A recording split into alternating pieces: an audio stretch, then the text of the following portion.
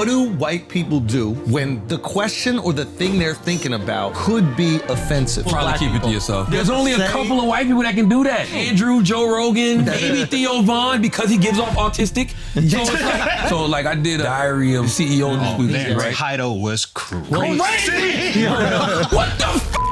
A woman molested me as a kid. I cheated on my soulmate. Look at the thumbnail though. That's crazy. It is wild that I'm not afraid. I can't be afraid of like somebody putting a d in my ass. Wait, hold on. That would Just why would I think there are a lot of people that are afraid that they'll catch gang. Nobody knows for a fact you can't catch. Brother, I do have a friend that I do believe actually caught it. Talk to us. He did mushrooms, he started watching trans porn, and then he started hooking up with dudes. Rewired his whole brain. And then he stopped hooking up with dudes after like 6 months. He was like, I'm not gay anymore. But even with trans women though. No, then he started hooking up with full dudes. Oh, He don't was- start with that. Oh, okay. He didn't want no cut on it no more. Yeah, exactly. He wanted the pure. He wanted the pure. He wanted that. Alex found out I'm a civil rights hero. Let's talk about it. Nah, yeah, we don't have to talk about it on air. That seems braggadocious. Off air, I think, was more, appropriate. oh, so you just had to say it right now to start. No, off air. I don't want to talk. Are we recording? I don't want to talk about it on air. Like off air, we can talk about I'm a civil rights. Wait, how are hero you a civil rights abroad? It's not a story for me to tell. I would never share. What something happened? like Who this. knows the story? Right. Alex hit me. Alex. Are we recording? I don't want to waste this. I was Okay. Oh, we're recording. Oh, wow. Okay. What a coincidence. Oh, so I'll wait. I'll tell it after. Yeah. You can tell it after. Yeah. But if you guys want to know, I was in Colombia this past week. Which Columbia? South He was at the Carolina? protest. He was at the protest. Okay. Maryland. But so I was there. A good friend of mine. He's from there, but he's back and forth here and there.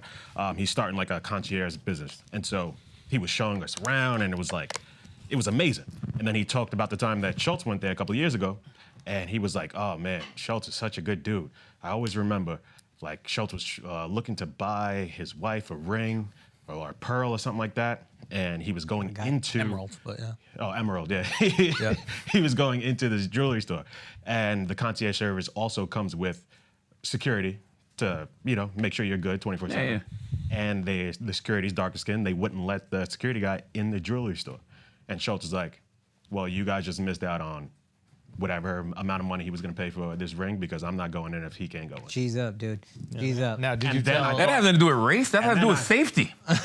He was like, I'm not going in No, it this was store. safe in there. It was safe. In the store is safe. When he comes out, the security's still there. But Yeah. And then I thought, I was like, damn, if he just did that with me in Sweden. You acting up though. Like, It's never enough. You were acting up. It's Alex. never enough. You were fighting. Yeah, exactly. You lucky he didn't leave you. You like I that? just stood my ground. No, They should understand that. That, you know who else feels that way? You just saying, if somebody, Zimmerman says the same thing. I just stood my ground. That's his You gotta be point, careful about that. That's his point. What are you missing the whole joke? Oh, that That's was a why joke? I laughed like a fucking idiot. Oh, I didn't know it was a joke. I was being honest. I was being serious. Okay. I thought you were laughing because you was uncomfortable. Okay, wait a minute. I just want to clarify. The reason why I didn't want to, offer the store my business is because I had asked the security guard, who happened to be black, if when we went in to buy the emeralds, while I was distracting them, if he could steal some jewelry. That's right. And they picked up on it, and then I just accused them of being racist, which I learned from black people. Crafty. Remember, when you guys are playing to rob a store, and then the white people are like, "Hey, why are you gonna rob? Oh, what, are you racist?" What's crazy, what if the security guard already hit that place before? And so they was like, no, not him. Anybody but him. They got a sign on the window. Like, we fucking got you. So Damn, so you just assumed they was racist just because the guy had darker skin? I did, bro. Damn. Well, not me. Your boy did. No, I did. Yeah, I did too. I did. I thought they weren't letting him in. I don't believe this story. Why? Okay. Why not? I just Okay. don't. Okay. This actually happened? Maybe I just didn't want to buy a fucking stupid ring for my wife. Have you ever thought about that? And I used their racism to my advantage. Smart. Save a lot of money. That's it. Oh, that's so smart. My wife doesn't need an emerald. Okay. Because she got a diamond now, which is more expensive. So Hey, talk my shit. Talk my shit, Charla. Talk my shit, okay? We got Charlamagne the God in the motherfucker. New book out now. Go cop it. Get honest or die lying. Why small talk sucks, baby. My third book, my third literary baby. You know what's funny is that Small talk specifically is something I'm so horrible at. It's unbelievable. Because you don't have time for it. Well, yeah, explain. We've talked about this before, Yes. but you have a good theory about why it is. I never knew that I didn't like small talk until our discussion, by the way. Because you like macro conversation. Okay, what like does you're that the type of person, Andrew comes in hot. Yeah. Whether it's in the group chat, whether it's on the podcast, whether it's on the stage, you want to get right to it. Yep. We don't have time for the pleasantries, the hi. I mean, the highs, greetings are cool. Yeah. But it's like most. Then let's get into it. Then let's get into it. I feel anxiety when we're not getting into it. Yes, because you know, like why are we eating appetizers? We're hungry. This is so funny. We want the meat. Yeah. You know what I'm saying? Pause. Bring the actual entree to the table. Let's talk about it. Yeah, Like yeah. it's like everybody's just circling each other, waiting to see who's gonna say what first. I wonder- who's gonna set it off. I wonder if this is why we got along, like even so many years ago. Because I remember, like, you would walk into a room and you would just drop some shit. Let's like, go. immediately. And then people would sometimes react like, "Oh my God, what's going on?" And I would be relieved.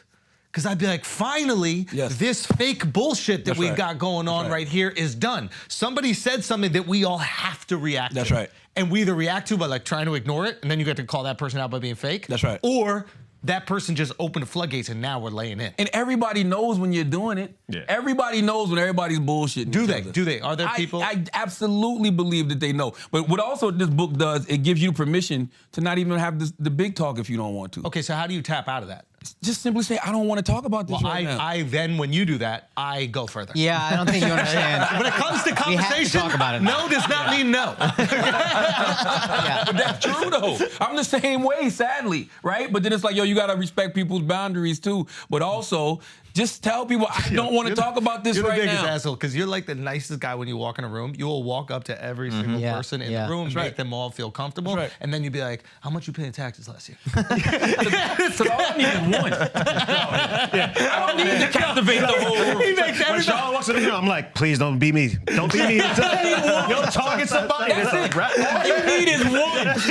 'Cause once you get that one person in conversation, everybody's gonna be like, what's so funny going on over over there? here? What's so interesting over there? yeah, The next yeah, thing you know, they all start coming on over, and it's Yeah. like, yeah. Yeah. Now We we about got to it. have a party. Yeah. Okay? It's like you ever see someone with autism doing that like rock? Jewish people? Yeah, Jewish people. Yeah. I feel like That's crazy. that's so funny because I do have a joke about how like Judaism and autism are like the closest thing. Because when Jews pray, they're doing this, and Yeah. when autistic people are just trying to hold back something, they're doing this. Right? But that's what I feel like is going on in your head, right? They're just like in your head. I feel like when you're in that moment where everybody's bullshitting, I feel like That's you're just right. rocking. That's right. You're like, okay, who's gonna say it? That's right. And Diddy. And by the way, you know who knows that better than anybody? My wife. Wait, why? My wife would just be like, here you go. Yeah. It could be, I can say one thing, she'd be like, here you go. Here you go. Oh, man. But it's like, cause yo, I don't like it. Let's just have the conversation. Let's talk. What I'm trying to understand is most people do small talk because they're anxious. Most people do small talk because they don't have anything, because they're anxious and because they don't have anything to say. For sure. But I also assume that it's inspired by they don't want to rock the boat. They want everybody to get along. They want everything to just be fine in this moment. They have some anxiety. But I feel like we don't like small talk because it makes us anxious. Yes, because I know that y'all actually want to be talking about something bigger, especially us. Because Yes. we're public figures and people hear us talk about things, or they've heard us say something on the radio, or heard us say something on the podcast. They've been waiting who knows how long to have this conversation with us. Now, sometimes, because I'm an asshole, I'll stall you out. Okay, go. Meaning I'll just keep talking about everything else. Everything else. Just because I know the joy it's gonna bring you to talk about whatever it is. You edge them? Yeah. And you know what I really love? When you edging them, and they be like, yeah, so what do you think about Diddy? And yo, you know what else is crazy, yo? Yo, did you see what's going on outside? Just because you just keep pushing it off. We're gonna talk about this when I'm ready to talk about it. Not when you're ready to talk Do you remember, so it was like the day or two before my wedding. And this is how I know I've cultivated like a good group of people from like young to old. It was the day before my wedding, you had that moment with Kamala. Do you remember that? Yes. The day before, yep. This guy was getting drone struck on the way into the wedding. People weren't even, there was no like, hey, how you doing? They knew exactly who he was. Old and young walking up. Hey, I like what you did with Kamala. Like, it was straight, no small talk. Yeah. Whispering to you, MAGA. Like, That's where we converted them. Hell MAGA. Like what? Huh? But no, yes, but I like that too because that also, when you walk into a room full of people that you may not know, it makes it easier to just so open much up better. conversation. Let's go. Yeah, they have something they want to talk to you about. So once again, there's no small Okay, talk. what do white people do when they don't want to have small talk, but the question or the thing they're thinking about could be offensive? What would you suggest to them? I would say, depends. I would find somebody that you trust or you think you can trust. But what if they're not there? You're white person in a room full Probably of black keep people. it to yourself. So you're saying just do Yeah, the small talk? But what if they need? What if they're like, why are you guys responsible If you for half think the it's murder? going to go wrong, if you think it's going to go wrong, just don't even bring it up. But you can't. You start rocking. You're getting the rock. They're the Get white in the you. rock. They're like a white you. What would you They do? gotta Nah, you can't. You're not. See, that's the privilege What about of being with a black. Yeah. Oh, so you guys just There's get to only a say- couple of white people that can do that. Andrew, Joe Rogan, maybe Theo Vaughn because he gives off autistic. You know what I'm saying? No, just because he gives it off. Pretend to be retarded. Yeah, And then you can say whatever you want. It's freedom. Because they'll just laugh. They'll be like, ah. Yo. Is that why all these celebrities are pretending they're retarded now so they can get away with saying things? You have an excuse? Maybe. I mean, I think you're probably a little, spectrumy. I was in the slow class for real though. No. I was. No, I mean emotionally retarded. I don't mean you're one of the smartest people I've ever met, but emotionally, you got a little Asperger. But I failed a standardized test, and I was in one of those classes for like a semester. Really? Yeah, absolutely. I was in the class with the people I used to tease on. What did you learn? Retardation doesn't work just for a summer. I'm telling you, I failed a standardized test, and they put me in this class with kids who had other learning disabilities. So tell me, what did you learn from that? To leave the motherfuckers alone because they strong. Okay? Listen, I used to tease this one kid so much. His name, I don't even want to say his name because he who knows? He might, He's gotten stronger now. and he might not even be Flo no more. He might, you know what I'm saying? Like, he might have just been a high school thing. That's right. He'll pull up. Right? Well, we used to call him Peter Pan. Because whenever you went up to him and whispered, Peter Pan is dead, he would lose his shit. I mean, Peter Pan is not dead! Like, he would go crazy. So we call him Peter Pan. So we was in chorus class, and like we were singing like Rudolph the Red-Nosed Reindeer, and I changed it to like Rudolph the Red-Nosed Rain Dog. He'd lose his fucking mind. It's deer, you fucking idiot! It's deer! So when I ended up in the class with this kid, right? Even though I really felt bad for myself, right? Because I'm in this class, I'm like, what the fuck is going on, right? Yeah, because you're not retarded. No. But you're in a retarded class. You're brilliant. Yeah. Exactly. So I'm Your mom is a teacher. Yes. Yeah. So this kid, they would have these kids at the computer. We'd be sitting at the desk. So it's like my They let desk. the retards play with the computers? Yeah. Would they just start, they It's take like the Oregon keyboard? Trail, man. Yeah, I'm okay, like, yeah. It Like- wasn't plugged in, don't worry. By the way, I don't know what they were doing on the computers. I just remember they used to be on the computers. And so I'm sitting behind him, and he's typing, and I'm just whispering to him, going crazy. And he's losing his mind, but I'm acting like I'm not doing nothing, right? So I'm just looking around like, yo, what's up? And the teacher's like, what's wrong? Like he's talking to the kid, what's wrong? What's wrong? And he goes, it's Larry McKelvey, the big-nosed idiot. I'm like, holy shit. Wait, what race is this guy to call you a big White. nosed idiot? Yeah, that feels a little way. But for He him, might be too retarded to know. I it's didn't even know racist. he knew my name. right. So not only did he say my full name, Yeah. he hit me with a joke that everybody used to hit me with in school. no racism. I was Bunky Nose. Yeah, but no racism. It was pure Racist, inside. You're right. Right? Like, if he was like a racist person, that's the You're right. moment where you're at your boiling point and you drop the word. You're right. But he just called you a big-nosed idiot. big-nosed He's a idiot. pure, kind Damn. soul. Yeah. You bullied a pure, kind soul. How dare you? Big nose nigga would have hit though. Now I'm saying, racist retarded is crazy, but that would have hit crazy in that moment. That would have hit kind of crazy, yo. That would have. Can you accuse a retarded person of racism? No. Nah, you can't, right? No. But you can try. But no, but that's not gonna stick. Won't Yeah, stick. it's not gonna stick. They have more struggle than you, so they're fine. They have immunity You think so? to most things. Yeah. I mean, wow, if you got called the N-word by a retarded person, You deserved it. You kind of deserved it. Like, what the fuck were you doing? By the way, everything I did to those kids back then, all of the jokes, everything I got, I deserved it. really? Wait, man. what did you get? The success, choked millions out. of dollars? Yeah, this guy's put it out. Everything that I've gotten in my life as karma for bullying retarded people. You know, houses all around the world. vacations in about Anguilla. He got power I from the. deserved all this success. He's like a vampire. I remember. I'm talking about back then. I remember when I was writing for your show on MTV2, you told a story that stuck with me for years. What was it? Where there was a kid, you guys were like doing some real thug type shit, and this kid was not, but he was trying to fit in with y'all, said he had a gun. You had him bring the gun to school, then reported him to the cops.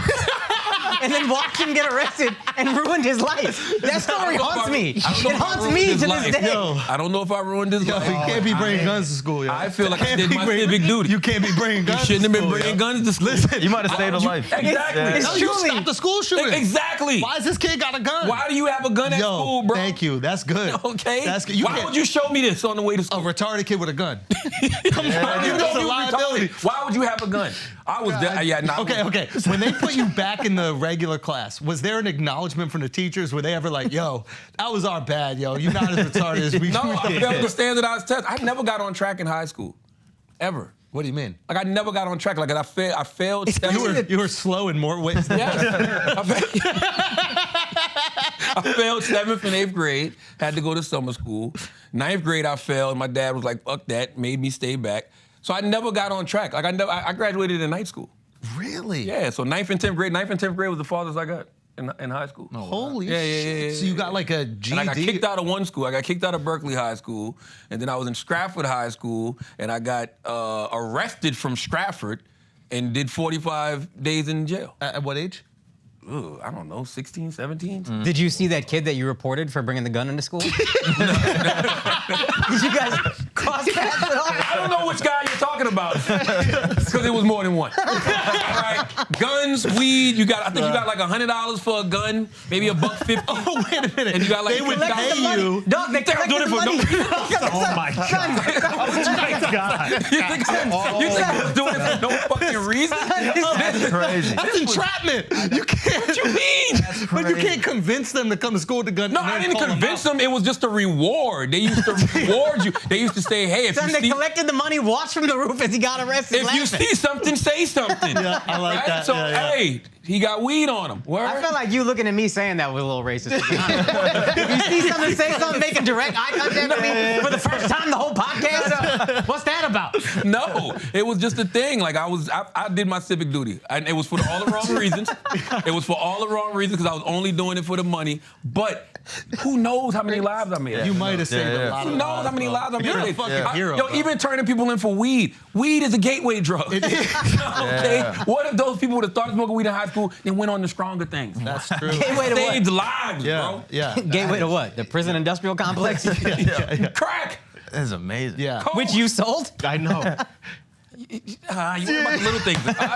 You're worried about bringing up micros. old shit. We're supposed to be talking about macros. Let's talk about Yeah, let's talk micros. about macro. Yeah. Macros, No more man. small talk. You No know more what I mean? small talk.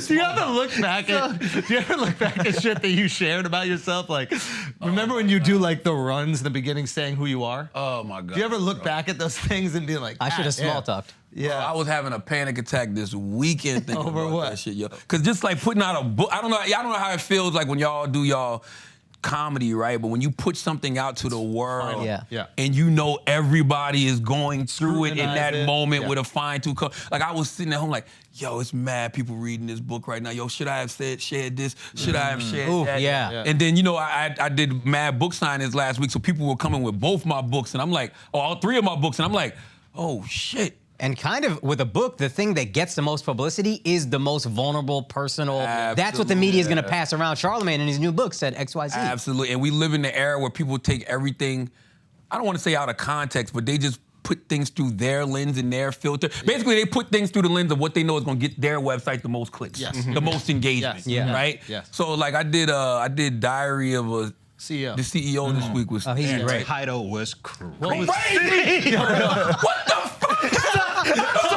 Wait, don't say it. Miles, can you pull it up? Miles, can you pull it up? I'm sorry for myself. I'm like, y'all been telling this story for years. I ain't never seen this shit work. And I felt so bad because I told you to go on this show too. It says, I was like, look at damn, this. they set this Charlamagne nigga the up. God. A woman molested me as a kid. I cheated on my soulmate. What the fuck? What the fuck? Who's clicking that? Bro, I don't know. That makes it seem like your soulmate is the person that molested you. It's really crazy putting those back to back. Yeah. That's really crazy. This shit, bro. A woman molested me has to get an exclamation point. Like, that's Yeah, the why is worst there part. excitement around that? Yeah, say how you say it. I saw that. This shit is an hour and a half long. You've heard me tell this story a million times. Yeah. I've written about it in my books. Look at the thumbnail though. This is crazy. That shit, look, Bro, I saw that shit. Can I ask you an not gonna honest lie, question? Has your wife seen that thumbnail? I don't think so. I hope not. That shit was crazy. I felt so bad because I told him to go on that show too. But is that story even in this book? That was from old books. I mean, no. I do, because I talk about, in this book, I talk about my father telling me about how when I confronted him about cheating on my mom, and he was like, "You only got one girlfriend?" Yeah. So that Yo, that's can I what it just is. say that's an all-time response? Yeah, it's really Charlamagne unbelievable. goes to his dad and confronts him for cheating on his mom, and his dad looks back at Charlamagne and goes, "What are you, gay?" You only got one. Yeah, nah, this the 90s. He didn't say gay. He didn't water it down. He's acting like the Pope. Oh my God! Did you see that? Yo, Is the that Pope true? is, yo, Mark hits me up last night late. He goes, Catholicism is back. Damn. He goes, the It's boys up, are yo. back, It's up. bro. But that's how you get away. Define Catholicism for me. What is that? Catholics, Yeah. Christians. It's a. Oh, it's okay. a I subset feel like I got one of Christianity. those. yeah. What is it? Like all But why is Europe. it back? Because they used to use gay slurs? Basically, I mean, Catholicism was like running the world for a long time, and they kind of okay. lost influence. Oh, Yeah, got the- you, But got you. also, this And the Pope got kids that real got- soft. He got really. the Pope got soft, But here's the and he thing. kinda got weird. I know that you don't want Catholics to be homophobic or whatever. Okay. At the same time, if they all were homophobic, they would stop molesting the boys. That's so in a true. way, Catholic homophobia makes it safer for altar boys. That's true. Chew on Maybe that. that's why he's doing it. Chew on that. That's what they told the altar boys. You know what I'm saying? Oh. I think homophobia within Catholicism is the best possible thing right now for the safety of young boys. It's essential. Should be mandatory. For the safety But of yeah, young but boys. I most care about people- the safety of young boys. Most people that are like closeted act like that towards gay people anyway. Yeah, Like, but- most people that are closeted act homophobic. Yeah. Because they're just ashamed about being. Yeah, but you could also gay. just be homophobic, can't you? You know what I mean? Sometimes that's just I fun. don't know any real homophobic people, yo. I am. I don't know real ones. Like, I know people who get accused of being homophobic. Yeah. I don't know people that are like, I hate gay people. Yeah. I don't like the lifestyle. What about people? Because even the religious folks masking under the nigga guise of lying religion. so I don't. No. I don't. Even the religious people What masking happened? under Did the you- guise of religion. Did you just Yeah. like stop hanging out with all your black friends, or what happened? We've never been homophobic. We just like they use the F word for people that aren't gay. I actually think it is homophobia in the terms of like the fear of it. Like I think That's fair. I think there are a lot of people that are afraid that they'll catch gay. I grew up in the South. That's a thing. There's you're this afraid guy you're that gonna I catch watch. He is on TikTok, right? He's a Spanish dude. Okay. I don't know. He's Puerto Rican or whatever. He's on Instagram. I don't know what. I wish I had his name as shout out. This is nonstop. He does one game. He's in a mall and he goes. He goes. Do you speak English or Spanish? And then the person that he stops or the people he stops go English. For example, he goes. The first person that moves is gay. And then they just sit there for a minute on TikTok. So every time it's black people. Every time it's black people. He goes up to he goes, do you speak English or Spanish? They go, English. And he goes, the first person that moves is gay. And the black people just go, No, I had a dude, I remember I was 25 and he had a gay roommate, or I was 24 and he was 25 or something like that. And he was like, nah, I'm not tripping off that shit no more. And once I found out you couldn't catch that shit, I said it's no big deal. I was like, dog, you are in your mid-20s. What the fuck is happening? I'll By the never way, forget that Why do conversation. people act like, as a man, how do we know we can't catch it? I think that's more important. I don't know if it, Nobody knows for a fact you can't catch it. I don't think it's contagious. Right? I'm not saying it's contagious, but like, I do have a friend that I do believe actually caught it. talk to us. He did mushrooms, and he was watching porn on the internet. Yep. And he started watching trans porn, Rewired his whole brain. and then he started hooking up with dudes. Rewired his whole brain.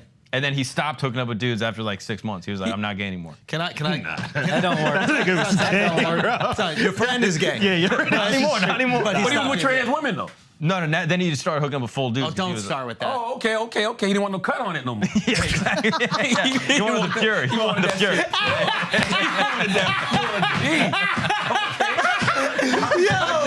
Put the baking soda in the cup. That's the Respect it. Yeah, That's cut. yeah. That's the cut. No on baby it, man. Go laxative, get the just straight pure up. D. Yeah, Word yeah, up. yeah. The pure real D. I ain't mad at it.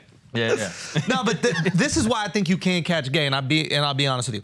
I have a friend who is married to an identical twin. Okay, you guys have all met her.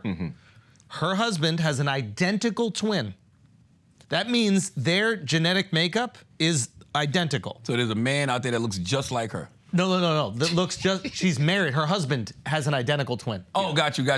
And her husband is obviously straight. Yeah. They have children, straight. Oh, Her interesting. husband's brother is an identical twin, all the same genetic material, 100% genetic match. is gay. Okay. So he caught it. He has to have caught it. Caught what? Gay! A good time? Because that's all it was. You caught a good time. You were attracted to No, somebody. but here's you slept with him. You understand liked what it, he's you saying. chose to stay He's saying if one person is gay and one person is straight, and they are 100% genetic match down to every fucking allele. It's not the genetics. It's then attached then to that the wild. person may not. It's the vaccine. Son. Maybe it's just emotional. She's a It's beard, the bro. vaccine. She's a Say beard. what? Oh, they're both gay? There's got to be scientific studies about. Sorry, son. There are scientific studies. But there's You could catch it. There's got to be scientific studies about what you're attracted to and why, right? No. It's not. Really? It's got to be. There's gotta be. It's got to be scientific studies as to Why would anybody do that? That shit is gay, bro. Yeah. You gonna be studying gay all day? That's fucking gay. It is crazy that we scientists want to do that. I'm not. It is wild that I'm not afraid. I can't be afraid of like somebody putting a dick in my ass. Wait, hold on. That would. That's Why would? I see what he's saying. He's saying homophobia is not the craziest thing. Yeah, you can be I'm talking about the afraid. pain of it. Yeah, Yeah. the pain. Yeah, of yeah. it, yeah. When Lil Kim, I used to be scared of the dick. Now I throw lips to the shit. There had to be a point in Bottom's life That's a where crazy Bottom line. was like, I was scared of that dick, even though I was attracted to it. Yeah, But then yeah. when they started taking that shit, they weren't afraid no more. So there has to be an initial fear. So was that Bottom homophobic? He was probably. Initially? Probably. Initially, yeah. Probably. Yeah, homophobia is probably the wrong term. That's the That's it's what not I'm a phobia. saying. It's a hatred. I don't know people who hate gay people. If you can catch it, I think that's the right term, though. If we do determine that you can catch gay, meaning that there are environmental factors that could affect you and you become gay. I don't know what you're Have you ever heard the finger test? Have you ever heard the finger test? If 2 of your fingers are in a guy's ass, you're gay. Just you? Apparently, this is a thing. Apparently, Oh, yeah. Have you seen this? Yeah, I've been taking a hammer to my pointer finger ever since I saw that shit. What the fuck? And by the way, seen this shit? I want people out there that's watching this. I know that there's people who hate gay people. I just don't know any, is what I'm saying. Gotcha. Look how straight my hand is. Yes. Wait, hold Yo, on. the funniest thing, can I say the funniest thing about this test is it forces you to be like this. What is that when you wipe? No. If your pointer, You don't put an extra finger in. Why are you just giving yourself prostate test, bro? if your pointer finger this is is longer than crazy. your ring finger, you're gay. Oh shit! I'm sitting there thinking You this- straight, bro. You Okay, straight. hold You on. good. You straight. Nah. This is not accurate. Whoa, Al. Let me see. Are you saying the guy? There's not The scientific. guy whose nails are painted? Alex, The guys whose nails are painted. Alex, hold on. What the fuck? There's nothing scientific. Yo, Al. So hold on. What is it now? She-ho. If your ring finger's longer than your man. index finger, I just You're checked. straight. I'm barely gay You're too. straight. No, he's straight. If not this gay. one is I'm gonna longer, be you're honest, this is straight. my I index. barely made it, and that checks out. No, look. If the That ring adds up, finger you know is what I mean? longer, you're gay. Nah. My ring finger ain't longer. No. Oh, wait, I think this might be for My ring women. finger is this not is longer. This might be for women. This might be Oh, for wait, women. if this is backwards, then we good. Yeah. This No, is this is absolutely for women. It's scientific. backwards for men. Oh, okay. Yeah, y'all got a little scared. Why are y'all I so wasn't defensive? scared. Why are you so defensive? I wasn't scared. I knew. You were- Because I'd taken the you were test. so- I've been doing these Bro, tests. everybody's a little gay, bro. Yo, Charla, stop, bro. Cut it out. Stop. What's the Everybody- gayest thing you ever did? Wipe my ass. No, drink water. Watch him drink water. Listen. Yo, he drinks water from the back. Listen. I saw him earlier. He spit in the water before he drank it. I was like, I had these conversations on Idiots before. Masturbation is gay. If you're Yeah. sitting at home jacking Playing with off, dick. looking in the mirror, Yo, the mirror is crazy. I never There looked in goes the mirror. that. You added a whole wrinkle to I that. never looked in the mirror. That's gay. Yeah. No, you're never right. looked- That's gay. You looked dude. in the mirror. Okay, you looked down at yourself. You have done that. You know what I'm saying? You've shot it up in the air, tried to catch it. Nah, that's why. Wait. You never caught it in your back like that Nike commercial? You're a different type of person if you do some shit like Okay, that. watch. Wiping your ass? Why is that gay? It is. How do you wipe? It's a man's hand in your ass. But that's necessary. It's How not deep are you inside. going in? I ain't going in the hole. Why not? That's weird. Are you going back to gotta get front? it out there. Are you going back to front? Because you're definitely, yeah. What is it? Oh, no, you go the other. You bend over. Why did you sniff? what? This guy just around a reaction. I just gotta make sure, dog. I gotta make sure I'm not breathing. I think everybody got about this much gay in them. What does that mean? I believe that. Tell me what that means. What, this much gay? Yeah. That Kinsey scale shit. The Kinsey, yeah. I actually think that people who protest too much are like, something happened to you, bro. You know what I'm saying? In general. Yeah, like why are you so, like why do you have to prove that you're straight so bad? You know what I'm saying? Some people would say because being gay is gross. I didn't say that. Who would say that? Some people would say that. Who would say that? So the Pope Hey, or hey, Charlamagne. other Yeah, guys like say the Pope, Hey, basically. Charlamagne, get honest or die lying. Get honest and die lying on your stomach. Okay? All right? That can happen, bro. But this is what this is about. Yes. It's okay to be who you are. Be who you are. Especially, it's fun to be who you are in 2024. Unless you're homophobic, and then you have to fake it. That's true. Yeah. But if I don't think people are faking it no more. you think they're out there in the open with it, Clearly. but nobody If the you Pope know. is just out here throwing the F word around like He it's said it in nothing. Italian. It was different. He said it in Italian. Dude, the Italian word for it is phenomenal. Fucciale. No, or say something it, like say that. it, yeah. Actually, I don't know how to pronounce it. Let me find it. I think it's fragosini. Oh yeah, that's What is it? It's frocigione because Frocigione. froci means Gay. Gay. I thought Froci was a drink. Whoa, Don't they serve Frocis at Starbucks? What is the froci? That's how Yeah. you say it in like a derogatory way. So he said Yeah, it. I'm not tripping, right? Yeah, that's where they Frosty with come in a cream? drink and give it to you. Frocigione. Hold up. So Froci Starbucks is John. homophobic. Well, we know that. We know that. What? Well, we know that. We've known that about Starbucks. So hold up. Starbucks is out here serving drinks that are Italian gay slurs. Yeah. And nobody says anything. You never had a double venti With extra cream. And a long straw. Yo, that is gay. If you choose a long straw for a short drink, you gay. Let's just call that out right now. If you choose the long because it's even wider for a small drink at Starbucks, you are homosexual. That's facts. That is a fact. Have you? That is. Can we write a law about that? Shout out to the LGBTQ community, man. What are you about to show me, Mark? This shit I gotta just pee. frozen. Go. This shit froze really quick. Hang on one second. Look at you. You had y'all bricked up. You gotta go. You gotta go whack one off. I'm about to get my venti fragmentino right now. Okay. So Charlamagne, how Cops is? had to leave the room. He got so he got. That's crazy. He's like, that's why my finger's longer. I need to try this one. All right, so Charlamagne, how is the media going to use everything that you've said to benefit whatever platform they're on? Well, it's been interesting. Also, is that stressful? Knowing that, like, have you guys seen this? I should like put context to it. Obviously, I'm British, but like, Charlamagne will be used by every side of the media to prove whatever their agenda is. That's right. So, is there a new stress that comes with that now? No, here's the thing. The right does a phenomenal job of pushing their narratives. Okay. Whatever their narrative is, like for the past few months, it's been, black people are moving away from Democrats. Yeah. Donald Trump has 22% of black people say right now they'll vote for Donald Trump. I think that's a little overstated. But they're anything that pushes that narrative, they're for it. Yeah. So, and it's been like this probably for the past 8-9 months. So if I'm critical of the Democratic Party, They lock in. regardless of anything else I say about Trump, whatever, they lock in on that. Do you right? think Fox has assigned a person to your media? Meaning it's an intern and it's their job to find a quote. That's a good question. It's Maybe. so targeted. A Brilliant Idiots fan, probably. Yo, low key, I wonder. That's a good question. Because it's I like, think so, because it happens the same day. Like, It's the era we live in, too, though. But here's the thing. What's so interesting about I that? don't think Fox News is checking Breakfast Club all the I time. think so. Really? I mean, it depends who's on. I mean, you gotta think it's not like this out of the ordinary, right? It's like when we have political guests on, right? And we do a segment every morning called Front Page News. So you kind of just got to tune into that to hear what the political takes are for the most part. But I think what's interesting is the left never finds a way to create its own narratives. The left just responds to whatever the right puts out there. and then So- calls them racist or sexist or Yes, or homophobic. calls me a MAGA supporter or Right, whatever. right. So I could literally say in the same sentence, this happened on John Carl's show. I can say Donald Trump is a threat to democracy. You know, he wanted to suspend the Constitution, overthrow the results of an election, but Joe Biden's an uninspiring candidate with no main character energy. Fox don't give a fuck about that first part. That second part. Give me that. This is what I want. I want the uninspiring candidate, main character energy. And so everybody on the left replies to that as if I didn't just say this other stuff about Trump. Yeah. It's the strangest thing in the world. Yeah. But what I'm realizing is, especially after I knew this already, but this week showed me a lot.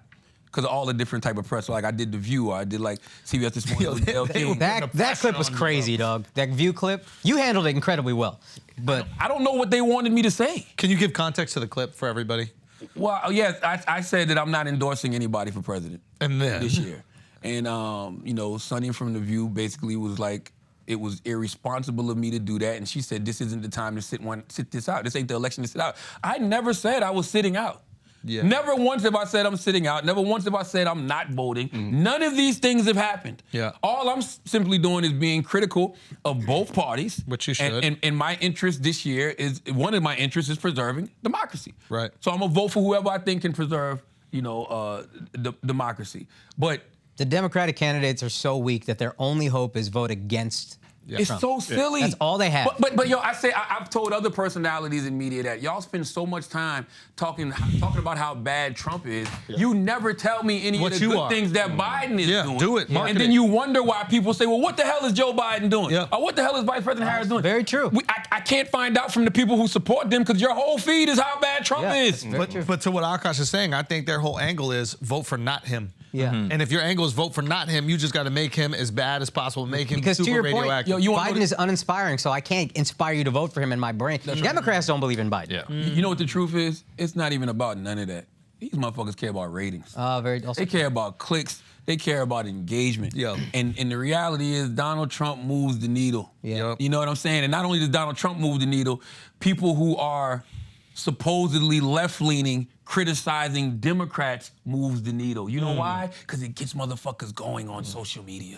So if I saw the whole context of what Charlamagne said, fuck the whole context of what he said. Let's just take this part of him saying Joe Biden's uninspiring, and then let's retweet it, and somebody's gonna say, this is the type of rhetoric that's gonna get Donald Trump elected. And so then it turns into, Charlamagne don't know what the fuck he talking about politics, to Charlamagne made Little Mama cry, to Charlamagne's homophobic, Charlamagne's transphobic, Charlamagne misogynistic. Now it's just this whole thing about me in a lot of ways, but it all goes right back to that one original clip that's now probably got 100,000 retweets. So they make a million plus views. They make it look like you're supporting the other side. That's right. And then when it looks like you're supporting the other side, they have to make you radioactive. That's they right. got to attack your character. That's right. To basically cut your legs out from under you so you don't inspire and influence people to support the other side. When in reality, if they just played the whole clip, everything would have been explained. Everything would have been explained, and it probably would have been a better discussion. Yeah. Well, they don't want good discussions. They just want echo chambers. They don't. The one thing I don't understand is The Rock also said he's not endorsing anybody.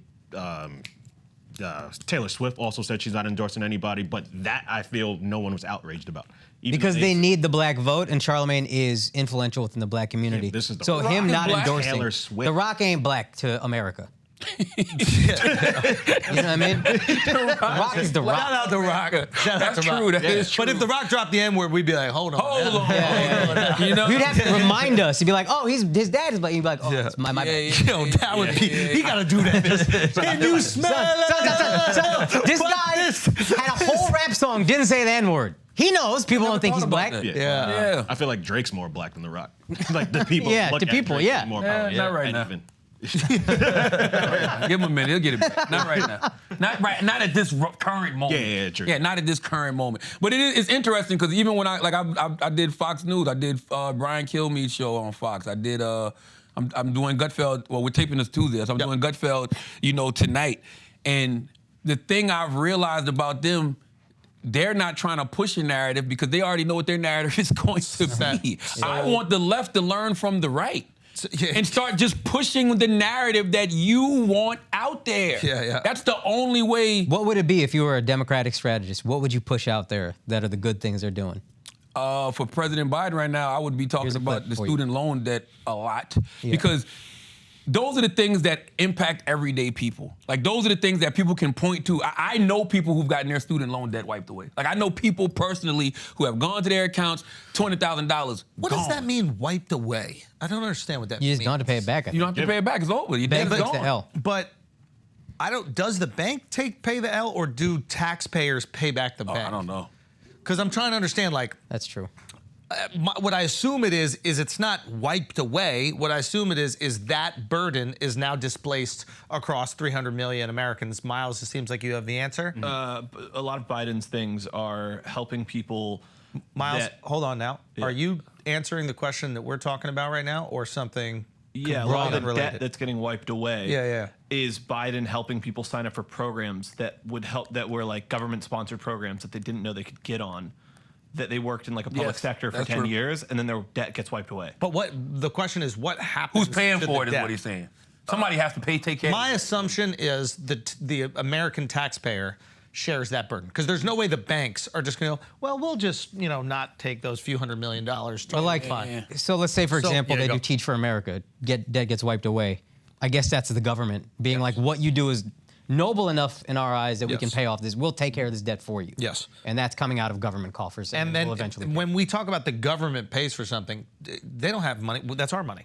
So we pay for it. Sometimes they can reallocate money from a different program. So But say our money. No, but say a program's not. Oh yeah, Still taxpayer money. I guess what I'm trying to say is, like, we look at it like the debt is wiped away. It's not wiped away. It's just put on taxpayers. Just add it to the deficit and we pay later. Yeah, that's also true. I And if guess- it's redistributed from money that's already there, that's to an ineffectual program, Yeah. then that's a positive thing. Dude, they got rid of the non-compete clauses. I'm I had not something saying to do with don't that, do but- it. Yeah. I'm not saying don't do it. I'm just saying let's say what it is happening. It's not like the banks are taking the L. I think that you'd have unanimous support if we all found out the banks were taking the L. Oh, Wells Fargo is going to have to eat that $500 million. Hell yeah, run it up. It ain't that. Yeah. It's But I mean, isn't Charlamagne that- the God, Mark, Alex Media, Akash, Dove, Miles Shifty, Andrew is also going to have to pay taxes. But that's to- couldn't you do that with everything? If a politician was like, "I'm going to cut taxes," he could also be like, "Hey, I'm going to stop giving as much money to poor people."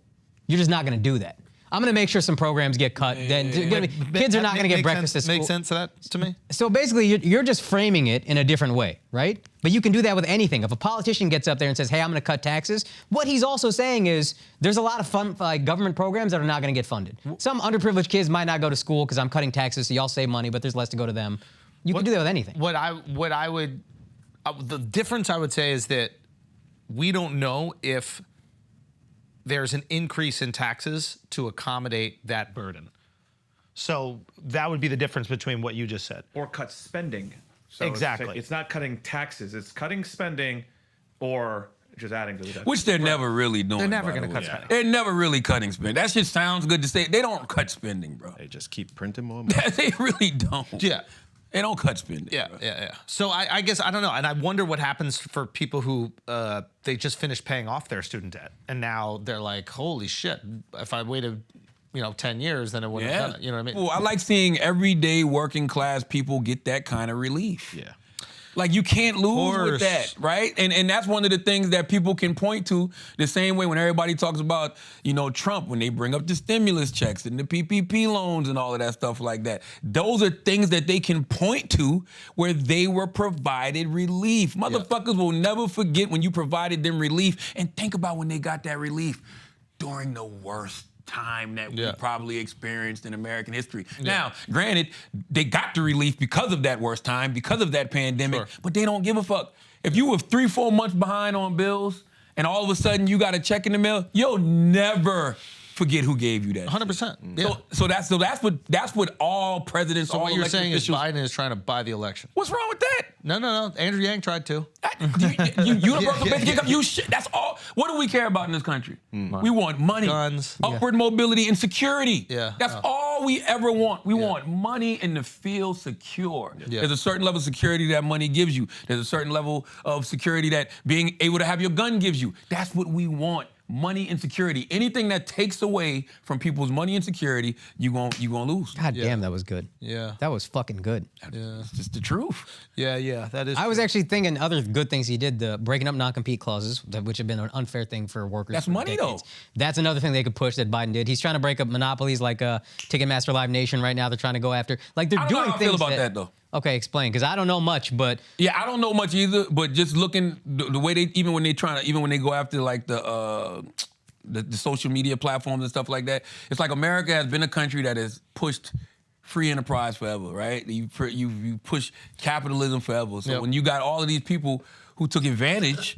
of free market enterprise to build these entities, now that they're too big and too powerful and making too much money, But there's a you point want to at break which them up? there's a point at which they can kill the competition because they're just so big. Big bank take little bank. That kills capitalism. That kills entrepreneurship. That kills competition. No, just don't get into the ticket business. Don't come over here. Live Nation and Ticketmaster run then this shit. if there's enough of those, what are you gonna do? The argument is that it kills free enterprise. And then when there is a monopoly, it really punishes the consumer. So when there's only one place where you can buy tickets, they can start putting all these hidden fees and extra fees, and now the person buying the tickets is fucked. Whereas if you have 3 or 4 ticketing companies, now those fees gotta stay low, which benefits the consumer. And it actually benefits, theoretically, the artist, too, because we want our consumers. Like, I see it sometimes, and listen, I'm with Live Nation, right, which is owned by Ticketmaster. Like, the tour, you know, some of our dates are promoted by Live Nation. But I see some of these fees, and I'm like, hold the fuck on. Like, $30 fee on top of a ticket? Like, I'd rather the people buying get to keep that money. Yeah. You know? And they own the venue, so he has no option on where to perform. They control every aspect of it. That's not true, but because there are plenty of venues that you could perform, but there are ones that might be owned by Live Nation. They also promote gigs at ones that aren't owned by Live Nation. Kanye would like to know. He'd like for you to make a list so he can find those other venues. he can't get into the Live Nation ones. What's up? You think it's over for Kanye? All right, guys, let's take a break for a second. Talk about something important. If you are injured by the negligence of another, you deserve to be paid. That is a fact. You in the United States of America, okay? Life can be crazy sometimes, and one person's negligence can result in another's settlement. Yours, that is. If you're in an accident, not calling a lawyer means you could be leaving money on the table. Why would you do that? When you're seriously hurt, your injury could be worth millions of dollars. If you're ever injured, you can check out Morgan & Morgan. Listen, paddle, that's hard. Hiring Morgan & Morgan, incredibly easy. Morgan & Morgan is America's largest injury law firm. They have over 100 offices nationwide and over 1,000 lawyers with over $20 billion recovered for over 500,000 clients. Morgan & Morgan has a proven track record of fighting to get you full and fair compensation. Getting injured because someone else's negligence is hard to go through, but luckily submitting an injury claim with Morgan & Morgan is easy. I'm telling you, it is as simple as using an app. They have simplified this process. It is brilliant, and you will be the beneficiary of that simplicity. So, if you're ever injured, you can check out Morgan & Morgan. Their fee is free unless they win. Think about that. Free unless they win. For more information, go to forthepeople.com/flagrant or dial #law. That is #529 from your cell phone. That is forthepeople.com/flagrant or #law, #529 from your cell. This is a paid advertisement. Now let's get back to the show. All right, guys, let's take a break for a second because I need to tell you about Fume. You know Fume. I've talked about it once a month on this podcast. If you're just tuning in for the first time right here, this thing right here, this is the good habit that might save your life, okay? I don't want to exaggerate, but it might save your life. Now, I'm sure you've heard that the flavored air category is quickly becoming the leading alternative to vaping and smoking. It's a whole new movement towards better habits, led by the sponsor of today's video, Fume. Fume, this is the better habit that you are going to pick up. Fume is an award-winning flavored air device. Flavored air isn't like vaping, okay?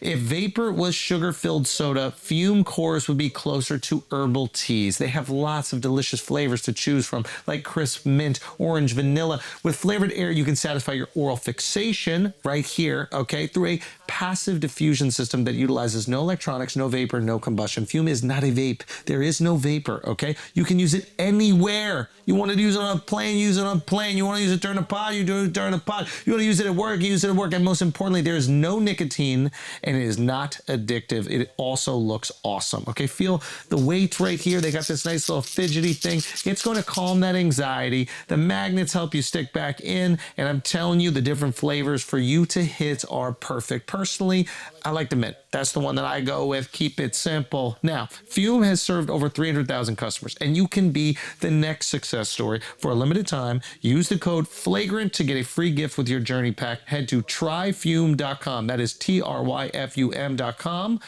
TRYFUM.com. Use the code FLAGRANT to get a free gift with your order today. Now let's get back to the show. So, you think it's over for Kanye? Over in what sense? Just like it seems the interest has started to wane. Like, Yeah, he inserted himself in the beef, and no one cared. Well, Yeah. that's what happens. Well, that's because nobody cares about Kanye rapping. You know what I'm saying? Ooh, go on. Wait, So if Kanye would have done this 10 years ago, it's like, oh shit, Kanye inserted himself in the beef. Nobody gives a fuck about Kanye rapping in 2024. It's like walk around with your girl with the huge tits. Especially when the guys that are rapping are the rappers that we Yeah. actually want to hear from. Pretend to be a Christian while you promote a porn website. He's- Yeah. Yo, the idea that he's like masquerading as this Christian with a fake wife, right? You're not even really married to her. You're starting a porn company. He's Where not. is this?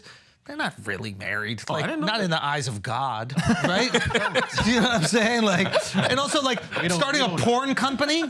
Like, what the fuck is going on? Where is this Christianity? Everybody jumps to Christianity or jumps to religion when they need a fucking boost. You saw even Diddy when he came out in the apology, the first thing, I had to turn to God. I had to forgive. Where was God when you was beating that girl up? I think the problem with humans And is butt that, fucking guys a lot. allegedly. Allegedly. I think Also watching guys butt fuck. Yeah, crazy. videotaping guys' butt fuck. That's crazy. What's gayer? That's not even in the alphabet, bro. That's not, like it's LGBTQ. It ain't no fucking R. Yeah, You in the video. He created his own thing. race. No, and GBF. yeah. Like that's not in there, bro. No. That's gayer. That's gayer. That's not in there. I don't even remember what the fuck was we talking about before. butt fuck? People using God. People using God when they get in trouble. Yes, I think that the problem with people like, and that's not even a problem. Kanye is one of those people when he's in, he's all in, which is what makes him great, right? Because when he focuses on one thing, he's gonna focus on that one thing, and that's how you get a My Beautiful Dark Twisted Fantasy. That's how you get a college dropout. That's how you get a late registration. That's how you get these amazing sneakers, whatever it is, when he focuses on that one thing. So it's like, if for that moment he's into God, he's gonna be the biggest Christian in the world. If he's in the anti-Semitism, he's gonna be the biggest anti-Semite that ever existed. Like literally, that's who he is as a person. So it's just like, And that's a hard thing to do, to be the biggest anti-Semite. my God. I mean, my God. There's some Jordan numbers. Yeah. By the way, so big that he was calling out the biggest. I know. You know what I'm saying? Like, Getting the torch passed to him. Yeah. when you surpass everybody and your only competition you see is Hitler, Damn. whoa. Your idols become your rivals. Whoa, that's wild. That's wild. But he's the type of person that whatever he's on, he's on. And I mean, it's a gift and a curse for somebody like him, because it's the same reason we got all those amazing things that I mentioned. Right. But it's the same reason we get all the fuck shit too. Do you think that people do that though? Like, do you see this a lot? Like when people need forgiveness, when they need the public to change their tune, lean into their relationship with God? I think that's a natural thing. Because you think it's real? You don't think it's manipulative? no, I do think it. No, I think it's real. I think you get to those. Wow. No, I do. I think you get But then to how those, do you explain God and porn website? being a complex person, being a human That was being. not. That's But wait, hold on. It's the truth, Answer the though. question though. Like, about, do you think it's manipulative or No, I don't think it's manipulative, because I think in those moments they really do be needing God. interesting? I really feel that way. I really feel like you get to a point where you might hit a wall, or you might hit rock bottom, or you feel like the walls are tumbling down, the sky is falling. All you have left is to turn to your creator. Interesting. At some point, you're gonna get down on your knees, bro. And I ain't talking about being signed to Bad Boy. I'm talking about at some fucking point, you're gonna have to bow down to your creator. 100%. I know people that were atheists who totally believe in God now because of things that have happened in their life. Yeah. You know, and it's not always bad things. Here's the thing. I think, wow, you offered really great perspective on that for me, because I'm like skeptical a lot. So when I see people going through tough times and then they're like publicly displaying this love for God, I look at it like, oh, are they just trying to manipulate the most forgiving people?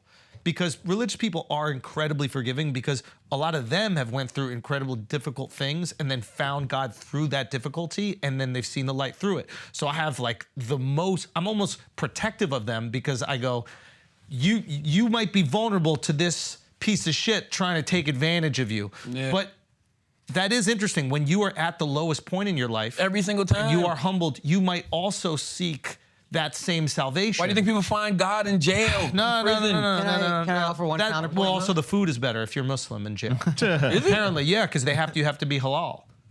Oh. Yeah. So I think a lot of people convert to Islam for the food. That's crazy. They still don't convert to Judaism. Well, they don't let it happen. Yeah. Also, the Jewish food is. That's true. Actual question. Kosher food. There's a Bible verse that it hit me really hard at the time. I don't remember it super well. Matthew 6, essentially, your good deeds, your relationship with God is not real if you are out there displaying it publicly. So I'm inclined to believe Andrew, especially with Christians, when they suddenly find God very publicly, because there is an actual Bible verse that says that's not going to get rewarded by God. The guy who doesn't let his left hand know what his right hand is doing when he's doing good deeds or whatever, that is the guy that gets rewarded. But then they also tell us that we should champion God. Like we should publicly praise him. Like we should glorify him. I can't remember the exact word. Testify, testimony. Like, we all should have a testimony with God too, though. And just like Charla was saying, like when Kanye goes in, he goes all in. Like he made an album, no cursing. He was doing Sunday service every single Sunday and not charging for it. So it's like he was really all in during that period of time. And I think we forget one of Kanye's first singles that was massive was Jesus Walks. true. Yeah. So it's not like he always hasn't, had a relationship, with God. No, that's true. Yeah, that's interesting. Yeah. Maybe I have to have more of an open mind with those. I mean, embracing God I during get those why you say that. tough times. I just feel bad because I know that there are people who have been saved and they see the power of God. So when other people also see the power of God, they go, "Oh, I remember being in that situation," and that sometimes is manipulative. Because I know, like, what I saw from Diddy was 100% manipulative. Yeah. Diddy's always been a person that's talked about God. But here's the thing: it don't matter how much you talk about God. Yes. Yeah. You know what I'm saying? Be about it. Your actions. Yeah. Word. I was one of my affirmations today when I was reading was talking about effective truth. And effective truth is essentially like, we say things, right? But it's about what you actually do. That truth that honestly matters. I'm probably fucking it all up because I just read it this morning. But it's basically like what you actually do is what ultimately matters. You can say anything, but if your actions ain't matching your words, it's like, what's the point? Yeah. And what's so scary about a lot of those people like that? Okay, you fuck up, you turn to God. What happens when things get good again? Oh yeah. When You things get forget good all again, you about just it. all of a sudden forget about God. That's when God really gonna bring you to your knees. Like, oh, word? You forgot just that fast, huh? Watch this. Because this ain't a lot of these people's first rodeo, bro. A lot of these people have been down these, points where it looked like they couldn't come back from it. And, God found a way. But if you keep going back to the same behavior that, caused you to hit rock bottom in the first place, what do you think's gonna happen the second time? I don't know why we act like God is, just all forgiving. I don't believe that. Well, I mean, he kind of said that. Well, he also created man in his image according to his likeness. So if I come to your house and pee on the rug once, you might forgive me. I'm like, okay, he was, drinking, I know he was in the retarded class in high school, something, like something, right? But if I come there and do it again, you're like, all right, bro. Number one, I probably shouldn't have let you back in my house the second time, right? But now you really are forbidden from coming here anymore. In our purest form, I think we would still love that person. And I think that's what God does. You think I think so? in your purest form, you still look at that person for all their flaws and all the negative things that they're going through and all the pain that, and I don't do this. I'm not fronting like I do. I hate that motherfucker the first time. But God would look at that person and say, I know he's struggling. I know he's angry. He's not maybe worthy of the rewards that I gave him, and maybe I don't give him those, but I still love him the same, and he's always welcome in my home. That could be true. Maybe he just has a weak bladder and he couldn't hold it. Yeah, who knows? I have a very weak We bladder. also act like God hasn't hit reset quite a few times now. What do you mean? He's hit reset on this shit quite a few times, right? yes. That's what I'm saying. And we look at all these planets that ain't got no life on them. That might have been a reset too, a permanent one. God might just keep giving Earth all of these different chances. How we know we're not on our last hurrah? So what were the dinosaurs doing? Butt fucking. They was gay, probably, right? they might have Yo, that's all it took. He said, "Asteroid. See, you like ass? I'm gonna give you tons of that." Why you think a brontosaur had that long neck? That's what I'm saying. You know what I'm saying? And T-Rex had them little arms right up in your asshole. Yeah, You know face what down, I'm ass saying? up, bro. That's what happens. They tip over. Yeah. T-Rex was never mind. Yeah, say it though. No, I won't. Say it though. Nope. Nah, because You don't remember that let's scene in get Jurassic honest Park? here. Let's get honest here. Let's get honest here. Let's get brutally honest here. Say it. say, what about the T-Rex? Yeah. Bro? You gonna move that tail out of the way and start digging? The deleted scene in Jurassic Park where they were sucking each other's dicks. You remember that? Nah, man. Just tell us. Talking loud is saying something. That's what you need to do. Listen, just chapter 17 is talking think loud and T-Rex went to saying slow something.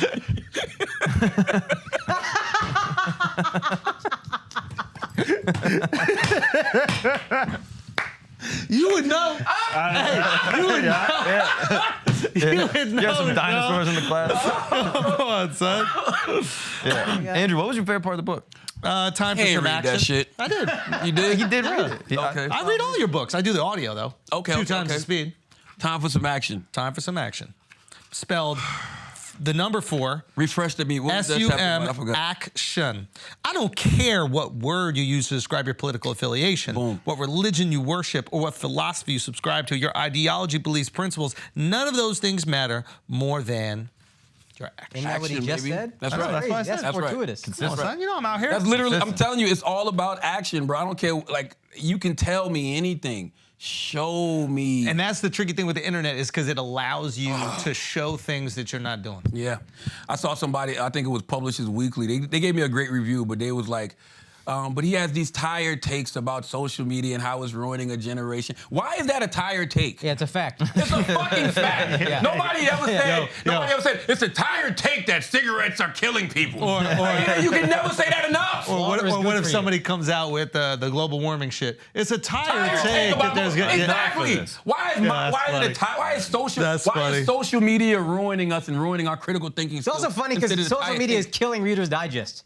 You said it's Reader's Digest. yeah. Ain't nobody picked up a Reader's Publishers Digest. Weekly. Well, either way. Either Yes, one. yes, yes, yes, yes. Wait. What was the specific take that they took exception to about social media? What did you, They didn't even say. They just said it was they just said they're basically saying it's a great book. He has some tired takes about social media and how social media is ruining us as a society. And I'm just like, that's not a tired take. Yeah. Truth. Cal Newport wrote a whole book called Digital Minimalism, which I love. Everybody Jonathan Haidt knows. has a book out now. The Anxious Generation. I'm still reading Bill Maher's book, so I haven't got the Anxious Generation. But that's It's the same thing. That's what I'm saying. So how is that a tired take? How is warning somebody about something that's ruining us? all right. What about the a tired practical take? application? That's something I saw in Heights that I thought was really good about like restricting. It's not only just restricting phones because there's a certain point in your child's life where in order for them to be like a social individual, you need them to have a phone. Like you don't want them to be that weird kid that has no way of getting in contact with their friends, and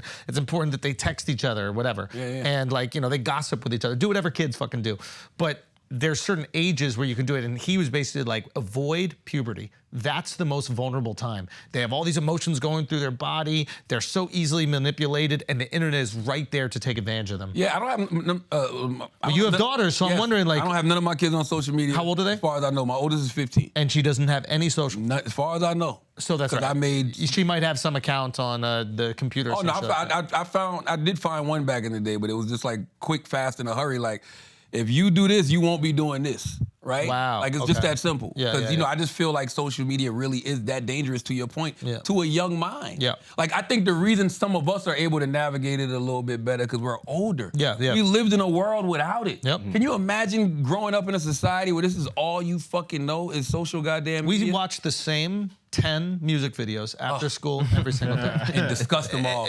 Could break them down so fucking eloquently. Think about how little information we consumed as kids. Yeah. Like the same 10 videos. It was Books. like the same Comic 10 books, books, everything. but it was almost nothing that we were consuming on a daily basis.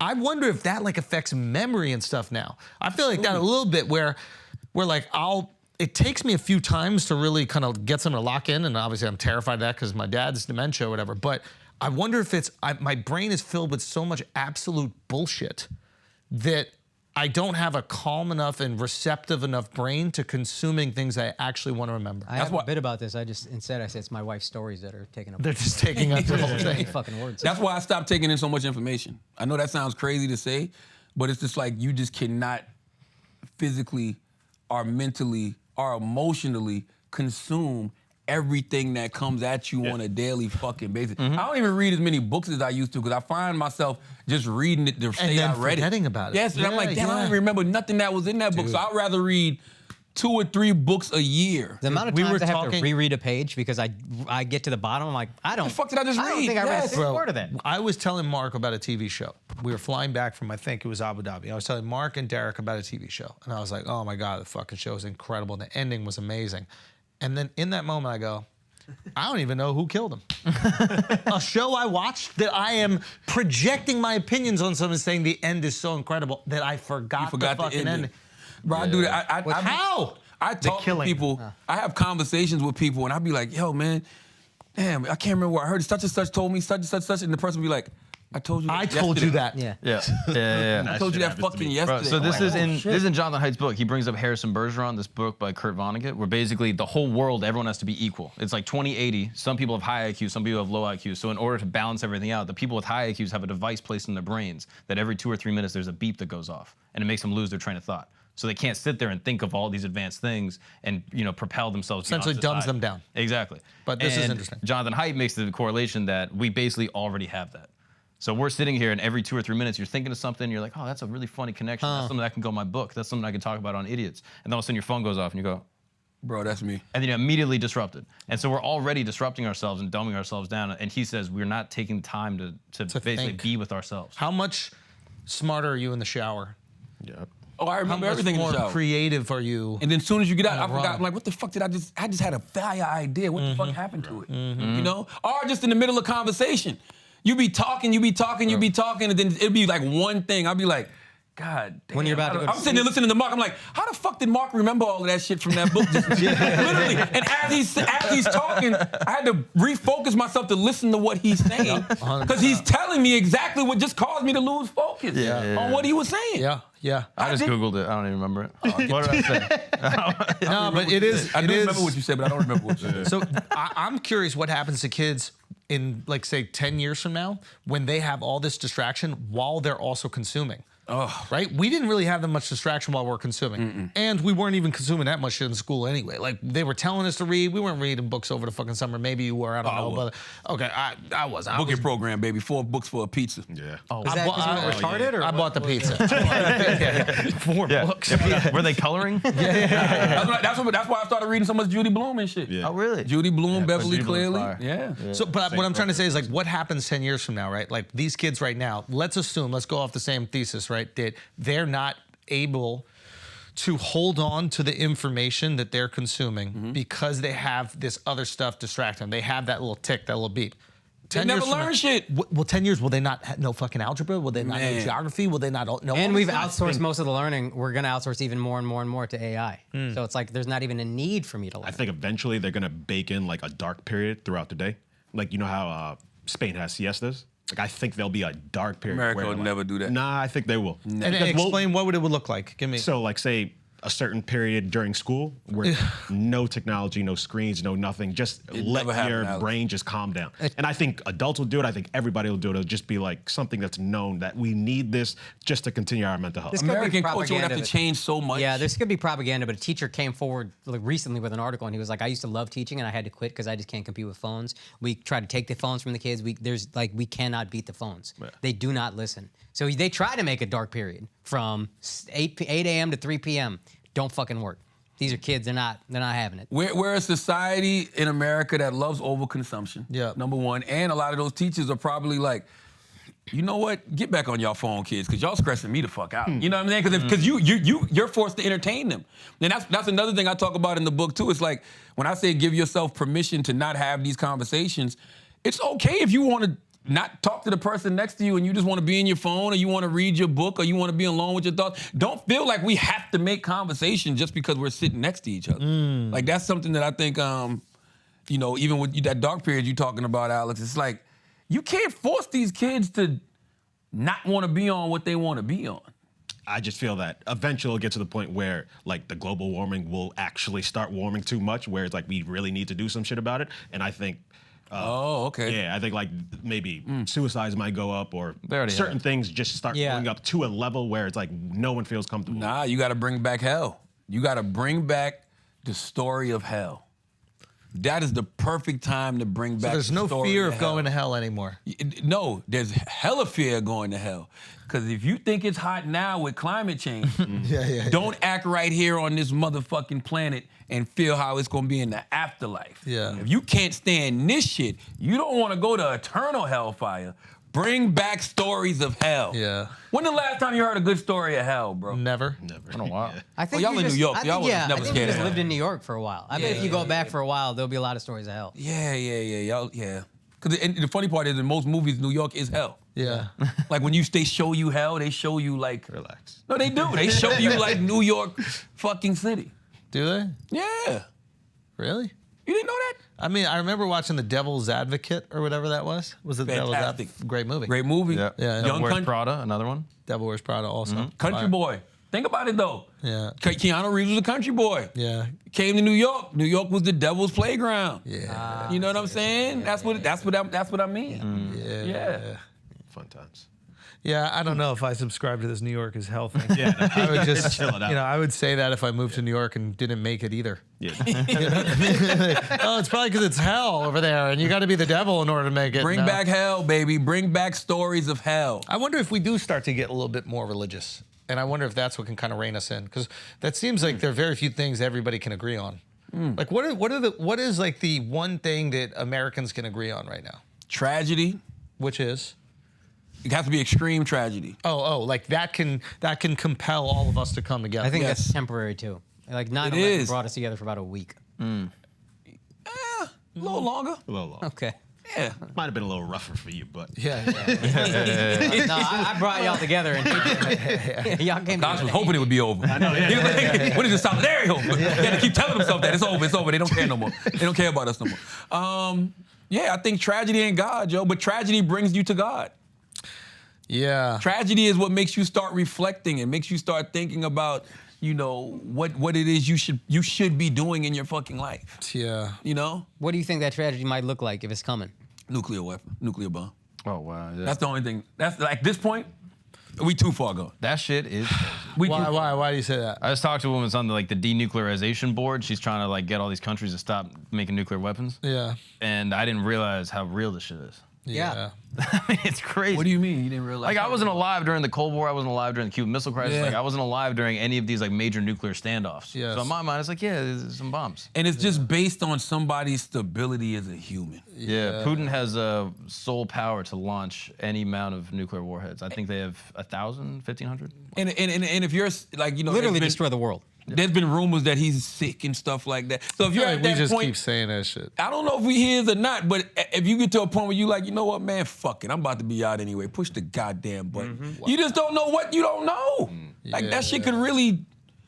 If he gets dementia or he starts losing his mind, who's going to be able to overthrow him in time? Theoretically. Yeah. Not that it will happen, but theoretically, he can just press that button before. That's a situation on purpose. It could even just happen on accident. There's all these stories of Russian, submarine dudes chilling with a nuclear warhead on the submarine, and then all of a sudden 3 of the guys have to all push the button to shoot the nuke, and they get a read on the radar oh, Russia's just been attacked by American missiles. We got to shoot the nuke back. Explain that again. This is a crazy story. This is an insane story. This happened in the 60s, 70s. This is absolutely insane. And I'm going to kind of paraphrase. It's basically you have 3 Russian guys on a nuclear submarine. Okay. On the submarine, they have a nuclear warhead. It's not a joke. There's a real. No, this happened. It's not. No one's This gonna be is gay at the insane. end. No one's gonna be gay. There's nothing crazy. 3 gonna Russian happen. guys are on a sub. Russian soldiers on a sub. There's a nuclear warhead on the sub that can launch the nuke from the sub. Okay. Okay? And then they all of a sudden get a read on the radar that Russia's being attacked by an American nuclear bomb. Okay. And And the status quo is if you are attacked. If we get attacked, we have to gotta let it immediately fly. counterstrike. Yeah. So 2 of the guys on the sub go, all right, we're getting the reading, we're gonna counterstrike. And the 3rd guy goes, I'm not doing it. And he goes, why? And he's like, we just have to wait. Let's just wait 30 minutes, an hour. Let's see if it hits, and then we'll counterstrike. So they wait 30 minutes, they phone up, and all of a sudden they realize that the reading they had on the radar was a faulty reading. There was no actual nuclear missile or any missile that was fired. that guy saved humanity. Yeah. And nobody even knows his fucking name. Crazy. Shit. And there's 5 of those stories. There was also a nuclear weapon that was dropped in South Carolina. yeah. What? It landed in someone's backyard on Is accident. that how you got like tree. this? Anyway, tell me the I knew the story. joke was coming. This never happened. No, I'm pretty sure And South dropped by Carolina. whom?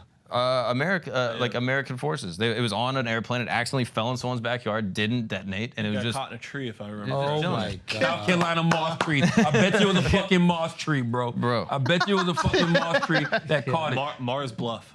1958 Mars What? Bluff. Inadvertent release of a nuclear weapon from a United States Holy B-47 shit. over Mars Bluff, South Carolina. The bomb. I've never heard of Mars Bluff, South Carolina. What year, Mark? 58. 1950 fucking 8, 20 years before What was I touched down. happening geopolitically around the 58? You think that there was a false flag? They like tried to do a. I like this. I'm listening. What was Doesn't it happening? feel like Korea? some shit? Was Korea happening? No, Korea was before that. Korea was like 53, I think. I don't know if nuclear bombs can just fall. 6 people were You injured. trying to say they was trying to bomb blacks in South Carolina? No. Is this Philly? This is a block in Philly? Exactly. What is this? Another I'm saying, like, does America? There's no did, Wall Street in Bluff. did America want to get into a war or something and needed an excuse, and then they're like, "Oopsies, we dropped." That's kind of this." crazy that a nuclear weapon just dropped from the sky. I don't. I don't believe that shit. Yeah, I don't know. All of that shit is just. Bro, how this does You not- can't just imagine us being incompetent. Yeah, I know. Why is the LGBT Could've been a topics Boeing on the plane, nuclear not a- weapon? Yeah. This is different. This is different. This is from an old search. Oh, I'm like, what the fuck? It happened again in '61 in North Carolina. So what's up with the Carolinas? That this Special, keeps man. happening? They're trying to get us out of here because we special. Maybe a bases around Yeah, there. especially. There's a lot of military bases, and there's a bunch of military bases in North and South Carolina. Like most people who are military brats have spent some time in South Carolina and North Carolina. Bro, this shit is Absolutely. crazy. 7 countries got nuclear weapons, but a bunch of them have access to nuclear weapons, and they can get them from other countries and shit. Sweden just asked, like, requested for nuclear weapons from America. Like, yo, put some nuclear weapons over here. Nah. Annie Jacobson just wrote a whole book where basically she's like, let's say North Korea wants to start a war. They launch a bunch of nukes over. We start nuking back over at them. All of a sudden, Russia's involved because they're an ally. So now they're going to start hitting Europe. There's fires everywhere. Nuclear winter happens, and then everyone dies of famine. You want That's to know why- something crazy, Mark? You know, you just said Andy Jacobson. Guess who's directing that movie after Dune Messiah? Who? Denis Villeneuve. That's he optioned that. It's called Nuclear War by Annie Jacobson, which is like a ticking clock scenario of what would happen in nuclear war. And they've spoken to all those people about I like don't need to see no shit. all like that plan. But that's 70 minutes. that's real. You got I don't 70 wanna minutes. see no shit like And then everybody's dead. No, I mean, first, initially, a bunch of people die. You know, Is everyone, it 70? Is it that long? everyone in the cities dies within 70 minutes. And then within like a couple months after that, everyone in the middle of the country Nuclear dies. fallout. They're basically like, if you're like away from the equator, if you're like Australia, maybe Argentina, you might live. But everyone else is dying. And now we find out all these billionaires are building bunkers in New Zealand.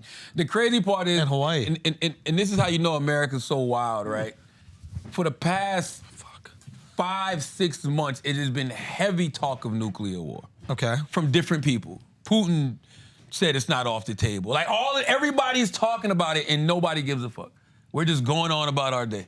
Every fucking day. Like this isn't a possibility. I also think people are just trying to top the next person, and that's really the last big dick swinging contest you could do at this point. Like, what more can you say besides, like, yo, I got nukes. Remember, I got nukes. Hey, remember when a Right. couple weeks ago 300 missiles were fired from Iran to Israel? Oh my God. You guys saw that happen. What if brother. that shit went well? Doug They is got not nukes. wrong. We're talking about nukes. We're not Yeah. talking about like has nukes? rubber bands or Yeah. whatever Who they has shot nukes? at you. Israel has nukes and Iran could have Yeah. nukes within like a Doug's week. not wrong. That's a bunch of Stupid. firecrackers. Wait, what are you saying? Oh, you're saying that could have been nuclear war. That could have started something. I mean, And by the way- India, Pakistan, they got nukes. I don't think Iran That's is. the one that scares me. Remember when Iran Russia doesn't have nukes, Remember matter when of the fact. They can have nukes. listen. They might be. I don't think they have it. Remember India, when Pakistan, that thing if anything called, pops like, off, it's us. the former USSR came apart? Yeah.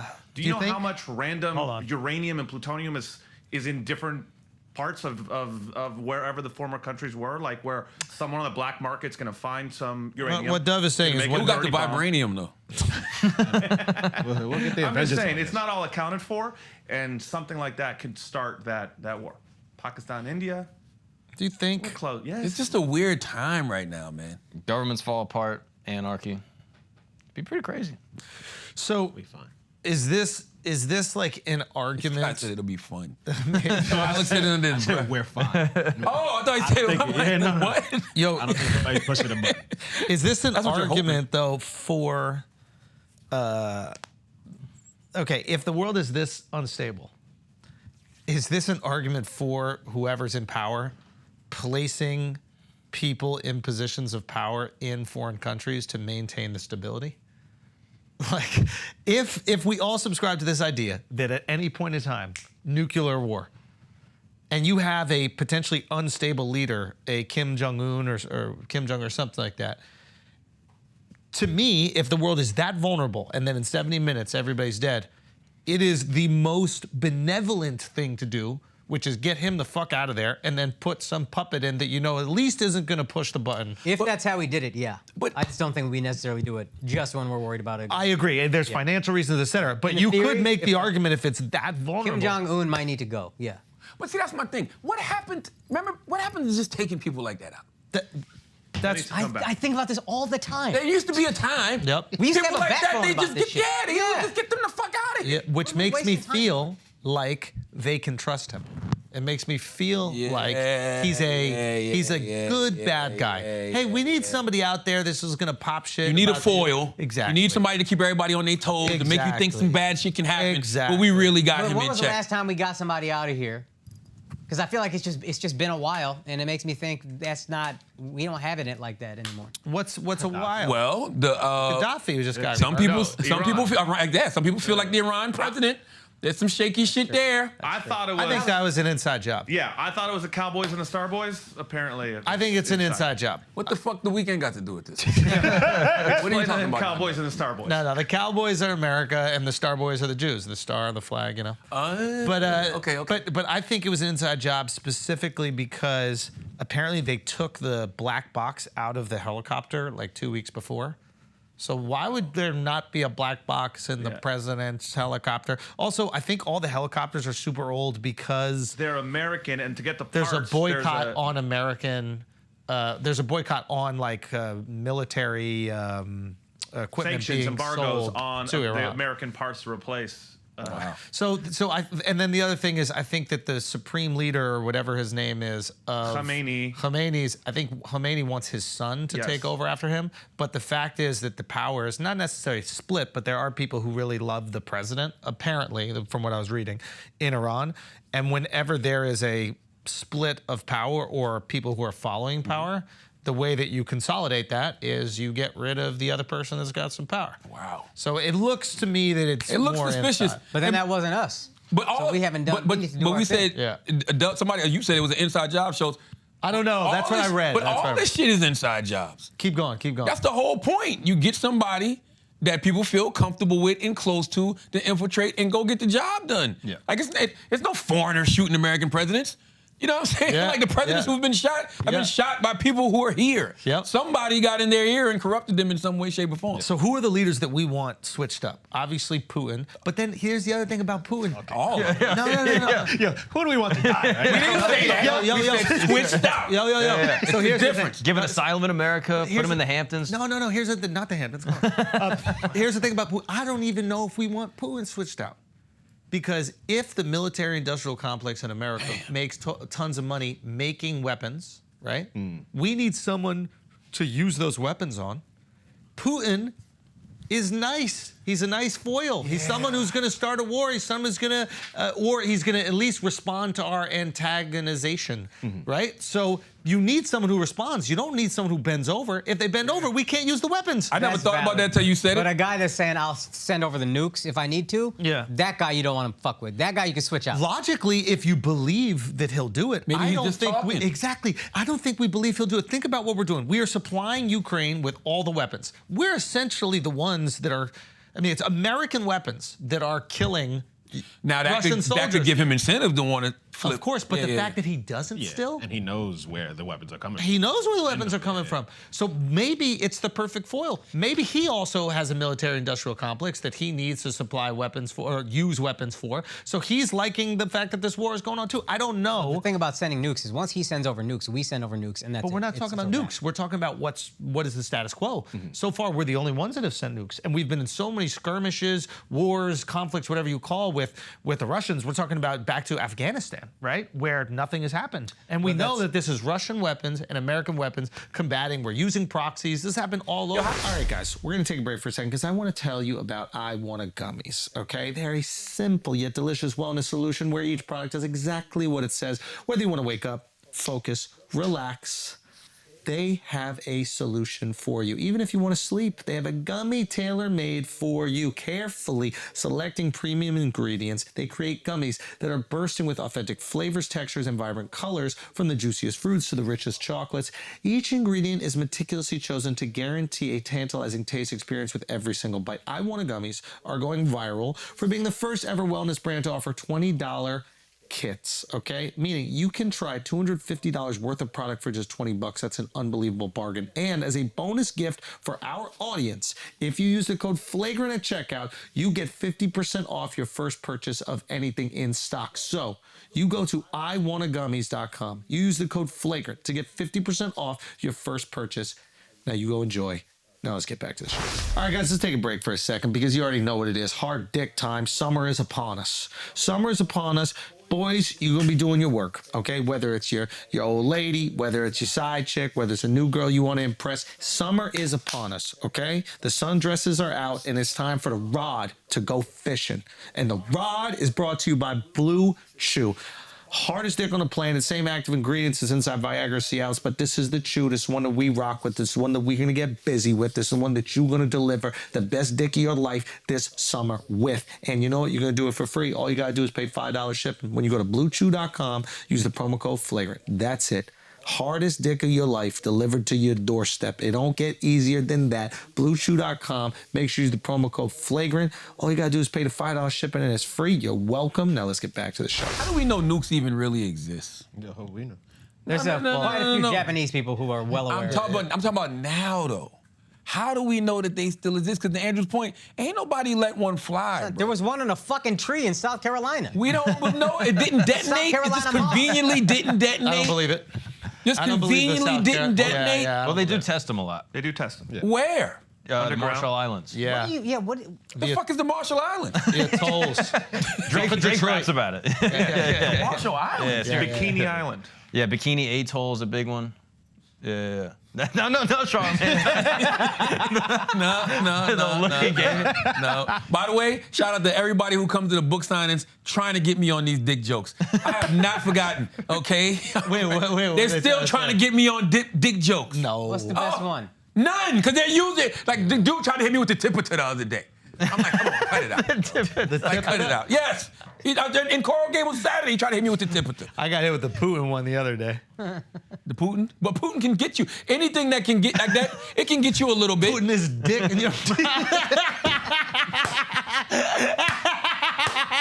But that can get you.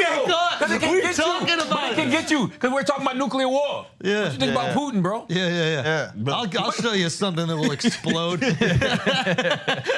I'm just saying. We're in crazy times, man. Yeah, but also great times. Yeah, that's the problem. There really is. Both. More people got access to clean drinking water than ever. We got air conditioning. We're living in the best time of human history. Dude, air conditioning is awesome. Less famine and starvation globally That means than more ever. than clean Right? drinking water. We got black country singers, white rappers. We got white golfers running over cops. Yeah, India's got Wi-Fi. We get to see what they're up to. Indians got Wi-Fi. It's awesome over there. I mean, like, shit is also fire. We could focus on all the negative, but we're not going back to any other time. I guess that's the whole thing, right? All of this doesn't have to be negative if we just have conversations about it, right? Because a lot of us honest conversations. Honest conversations. A lot of we just had an honest conversation. Yeah. What world leaders need to go? They gotta Who go. needs to motherfucking They gotta get it? go. And why are they not doing this shit old school, primitive style like they used to? Andrew brings up a fire point because they all in cahoots together. They're useful. Boom. That's like when they all have those conversations where they Sir, go but meet hold on, up you and can Trump switch out walks Xi in front of Jinping. people and like shakes their hands. Xi Jinping? You should switch out Xi Jinping. You the probably Chinese won't even one. tell the difference. That's not a dick joke? No. It's very racist. It's very racist. Yeah. We just left you out there. But I started itching. I thought he was about to hit me with the Xi Jinping in your mouth. I'm like, what? no. He's saying that you could switch out the Chinese leader and nobody would know if you just put another Chinese leader. Stop having The dick joke is so funny. Yeah, He's still trying to figure. He thinks there's doesn't something know coming. where it's going. He thinks there's something coming. Point is, they're all meeting up and they're all having the conversations. It gotta be. That's why I never understood when people used to get upset when Trump used to go talk to these people. Isn't that what you're supposed to do? Bro, Aren't you supposed to go talk to Putin? but now you know Aren't you that. supposed to go talk to the leader of North Now Korea? you know that that's what the internet is Fox for. News is gonna have a field day with No, it. it's not even Fox. It's not even- What do you mean? No, I'm saying like it's the internet is for people to be upset about Yeah. things, right? And there are little ecosystems. Like I used to feel when the internet, like at least internet media, like news media on the internet initially popped up, right? I was like, oh wow, there's going to be some truth and opportunity, and they're not beholden to the pharmaceutical companies, and they're not beholden to the military-industrial complex, and because of that, you're going to see unfiltered truth, right? And now it's just like, oh, you're just as biased. You're just leaning into whatever you get clicks for. Yeah. Like this idea that the internet news is not an echo chamber that worse. is constantly you could make the argument It's worse. that it might. Okay, why do you think it's worse? Why do you Because think it's I worse? respect you more if you getting a big ass check from a pharmaceutical company. And if you getting YouTube ads, YouTube ad, you go live for YouTube ads. You know what I'm saying?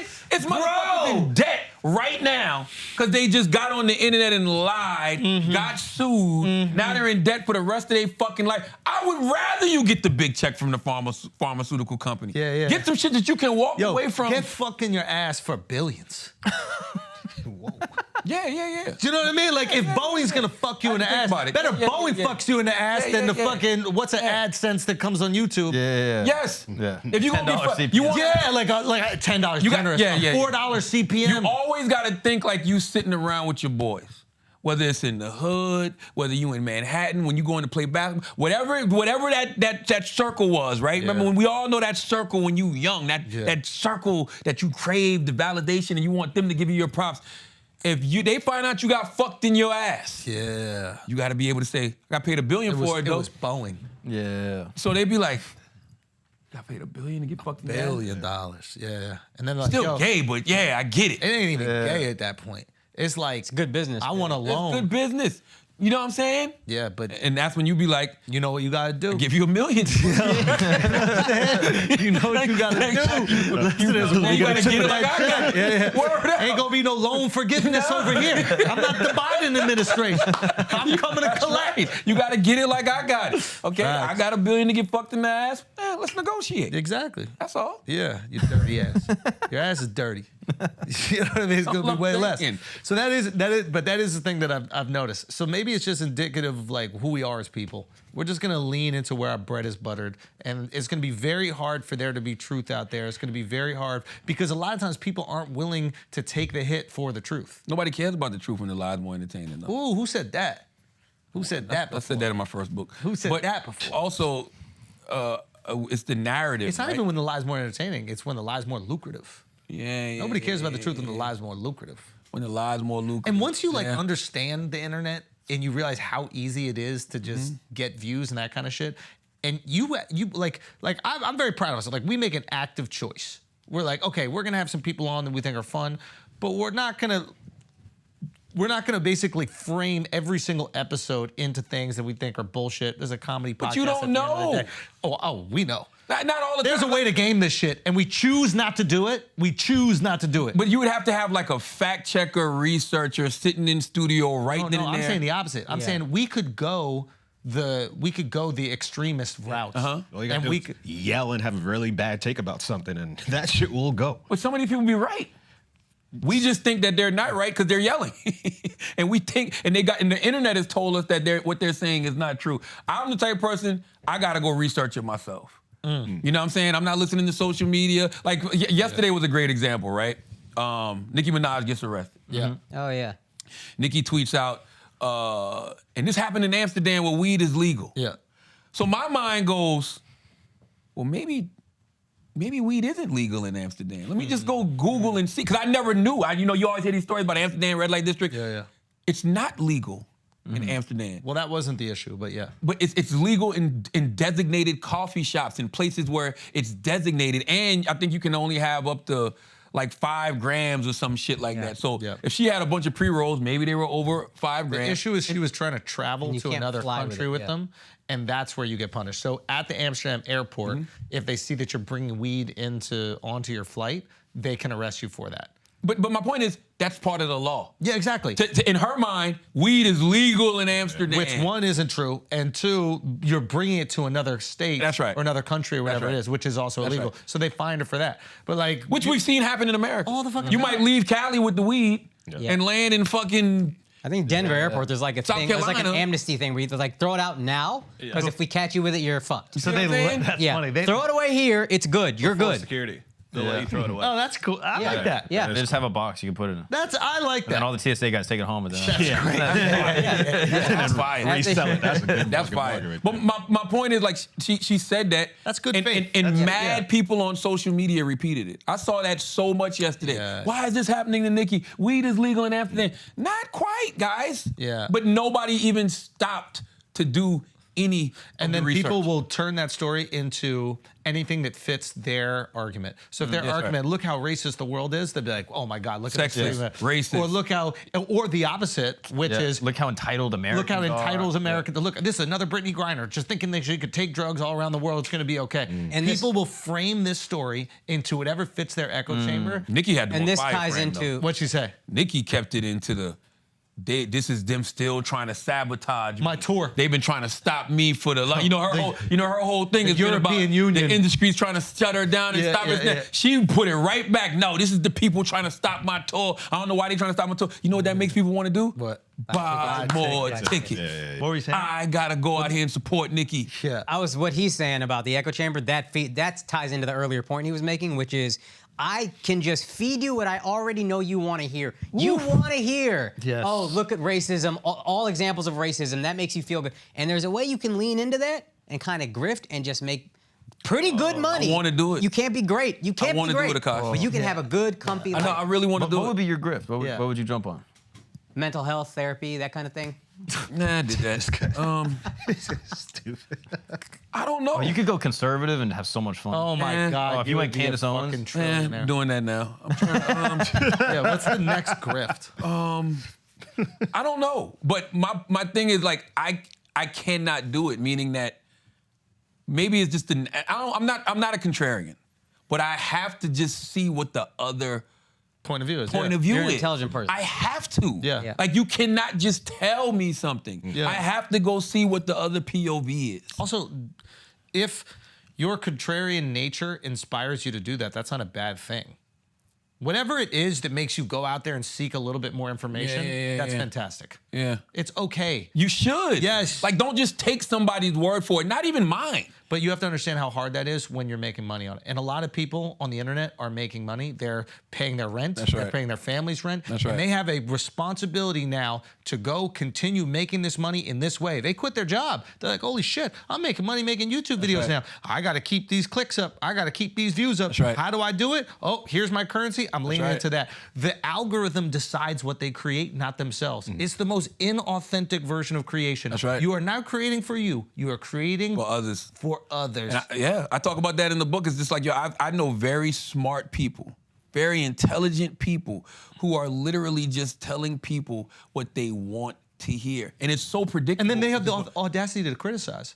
Yes. You aren't even creating what you authentically want. Oh, my and you have the God, man. audacity to criticize? Oh. The algorithm has decided who you are as a creative? Oh my God, man. Nah, it's actually disgusting. Yeah. It's actually And they're disgusting. influential. People will believe them too. I think it's coming to an end. Yeah, I think it's not sustainable. That's what they don't realize. It's not sustainable. Initially, it was because we just kind of believed anything that was produced. We were like, oh my God, here's information. It must be true. Somebody put effort into making this.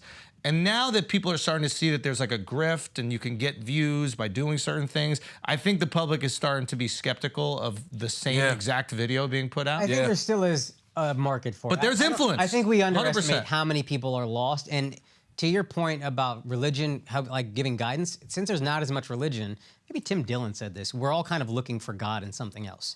So if I'm a broken person who got women treated me like shit, I never got no pussy, I guess that's me, but I didn't get angry about it. But you chose not to get pussy. It was Yeah, religion. true. But like these people who they find these red pill guys and they're like, oh, they're telling me exactly what I want to hear. I don't care what you expose about them. I don't care if it's fake. That makes me feel good. I need it. Oh, you see that with celebrity all the time. Yeah.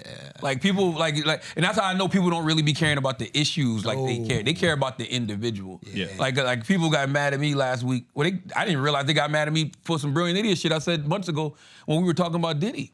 Wow. And I was just saying how like when I see situations like this, it's sad, right? Like I did Dan Abrams' show, and he played the clip from Idiots, right? But he played it without the context. So the context was, it's sad to see another person, ruin their life based off poor choices. Yeah. Right? It's sad to see when these people crash and burn just because they've made alleged poor choices. At the time, I said alleged poor choices. Yeah. Right? So when somebody asked me about Diddy, it was on The View. They asked me about Diddy, and I go, I think we need to focus on the issue, not the individual. Because what happens a lot of times in these situations, we get so caught up in the celebrity of it all that we don't ever take the time to talk about what's the real core issue here. To me, it's domestic violence. Yeah. It's these men that need to go do the work on themselves because they're dealing with all this hurt and this pain and this unhealed trauma, and they're projecting that on the other women. And it's the patriarchy. Because you got a guy like a Diddy who's in a position of power who probably don't look at any woman as an equal or as a... Or it's a sociopathic, power-hungry narcissist. But that's still all mental health related. That's still all something that you need to go There's going to be get crazy checked. people out there. Yes. So my point is, we don't ever talk about the issue.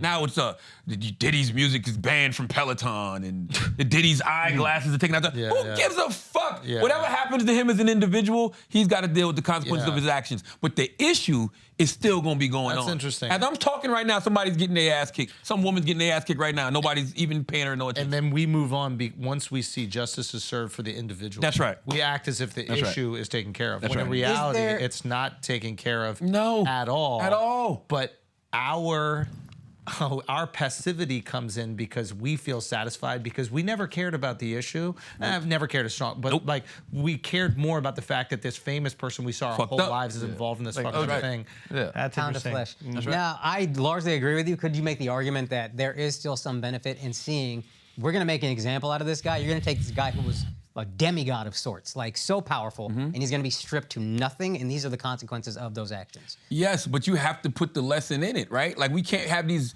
small conversations about Diddy and what it means to his legacy, whatever. We have to say, this is what happens to your legacy when you do bullshit behavior like this. Yeah. Like I don't think we ever have those discussions when it comes to celebrity. Yeah. Like all we see is all of these guys get canceled, all of these guys 100%. go to prison, as they should, but then Kelly. what? R. Kelly, same exact thing. The behavior Nobody's keeps talking about going. human trafficking. Nobody's talking about what's happening to these. Nothing. Yeah. He pees on people. That's it. Yeah. Which is hilarious. Yeah. What's the lesson with Diddy? It's like, oh, he's gay. He pees Yeah, on he's people. gay, but it's not. We don't know that yet. Fair. That is the Allegedly. other. What we know about Diddy is he absolutely puts his hands on women. We've seen that. I think that part's worse. Than him being gay. I don't know, dude. no, you spoken to the you're Pope? right. No, You spoken to the it depends how he's getting his butt.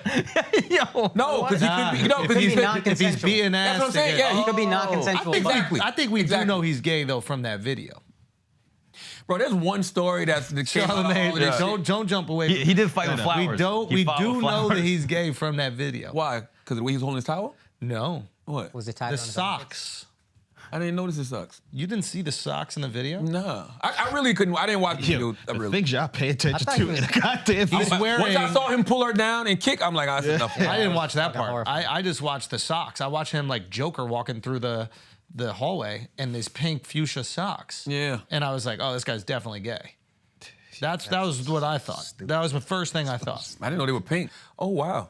See what I'm saying? He put on her socks. Why would he do that? Because it's a power thing. It's grippy. By the way, It's grippy, bro. Yo, stop. drugs like a motherfucker. Yes, Gotta be. that's clear. And she said he was intoxicated as shit, but you are Sean P. Diddy Combs. Yeah. And you're in the Intercontinental Hotel and you run out in a towel. This was 2016 or 18? Yeah. This guy was 46 years old. Yeah. You're a multi, you might have been a billionaire by I the don't time. chalk it up to, like, no drug makes you beat a woman. No, Like, no. You beat women and No, then I'm you're sure on there's drugs drugs that makes you beat and women. then you do it. Like, Yeah, it's not only drugs. Yeah. Yeah, it's not only. I'm not saying it's not only drugs, but this isn't regular behavior, bro. Like I think it's regular. for you're him. running in a hotel with I a think towel on. I agree with him. I think it's regular for him. I think he's such a fucking monster. The amount of times you got to hit your girl to not give a fuck that you're in public. Yes, that's what I'm saying. But I think that he's just such a power-hungry person that when I think he feels invincible when he has the power. And these types of things, unfortunately, make him feel invincible. Yeah. Top or bottom? What? Top or bottom? Oh, did he? Power bottom. I think, honestly, I think it's top, and I don't even think it's a gay thing. I think everything about his life is power and how he can exert power on people. I think that's why watching people fuck someone is power. It's like, I'm gonna make you do this thing you don't even want to do, and I'm gonna watch and enjoy it. That's why he loves the Joker. He wants to be the fucking Joker, this agent of chaos. I think it's both, bro. You think he's a power bottom? Centipede. So it's like dick, then dick. He's in somebody in him. It's just Yeah, a fucking yeah. sandwich. Eiffel Tower. Can I ask you a related question? Jay-Z. Oh, stop it.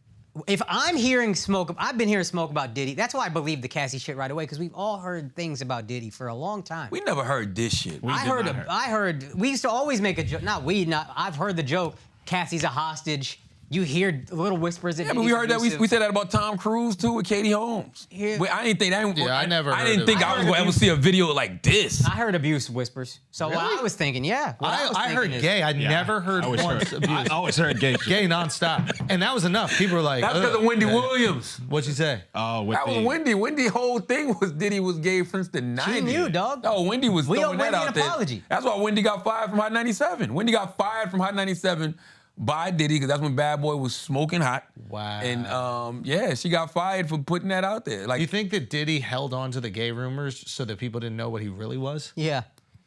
Because that's the perfect smokescreen.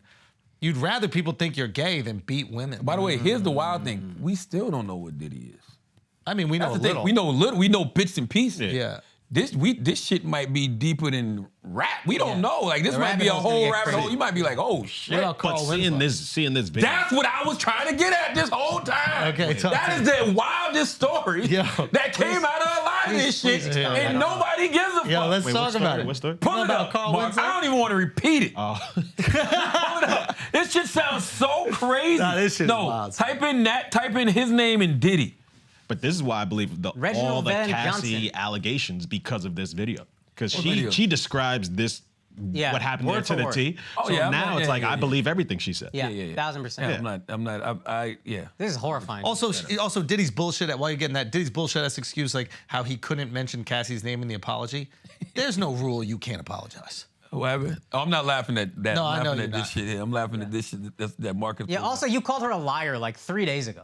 Yeah, Like, get the fuck out. Said she was looking after for a quick buck. You're a fucking scumbag. And that- Maybe this is more triggering for me because whatever. But like that shit, I was. Why like, is it more kill this triggering guy. for you? What I happened? grew up in a house. I didn't see that ever, but I grew up in a house where there was abuse. So it was like you watch that, and this is way more extreme than anything I saw. Like she's trying to sneak out of the fucking room. He's dragging her by the hair. Yeah. Not gonna pimp my struggle. I didn't see anything like that. But watching that is like, yo, fuck this guy forever. Did you ever try to intervene? Yeah, I did one time. You got your ass kicked? No, we didn't do anything. I just stood in his way, and I didn't say a word. I didn't even look at him, which I'm kind of like, I just got in his way, and I remember thinking, if this goes down, this goes down. Yeah. That's all I remember. I remember I was reading Will Smith's book, and he always said he felt bad because he never intervened.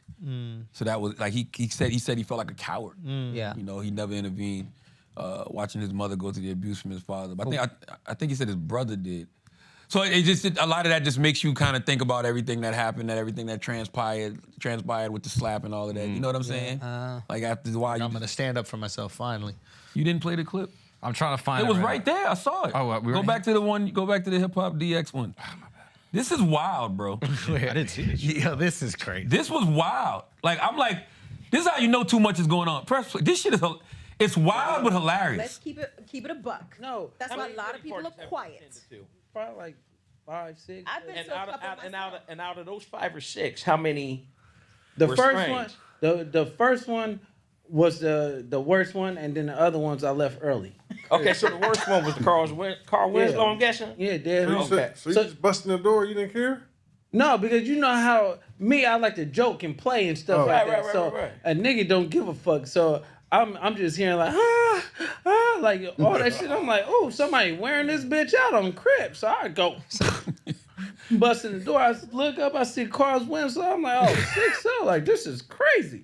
Wow. So, That's yeah, but you have to understand. I can't picture that. It's crazy, That big bro. ass nigga just get. I can't.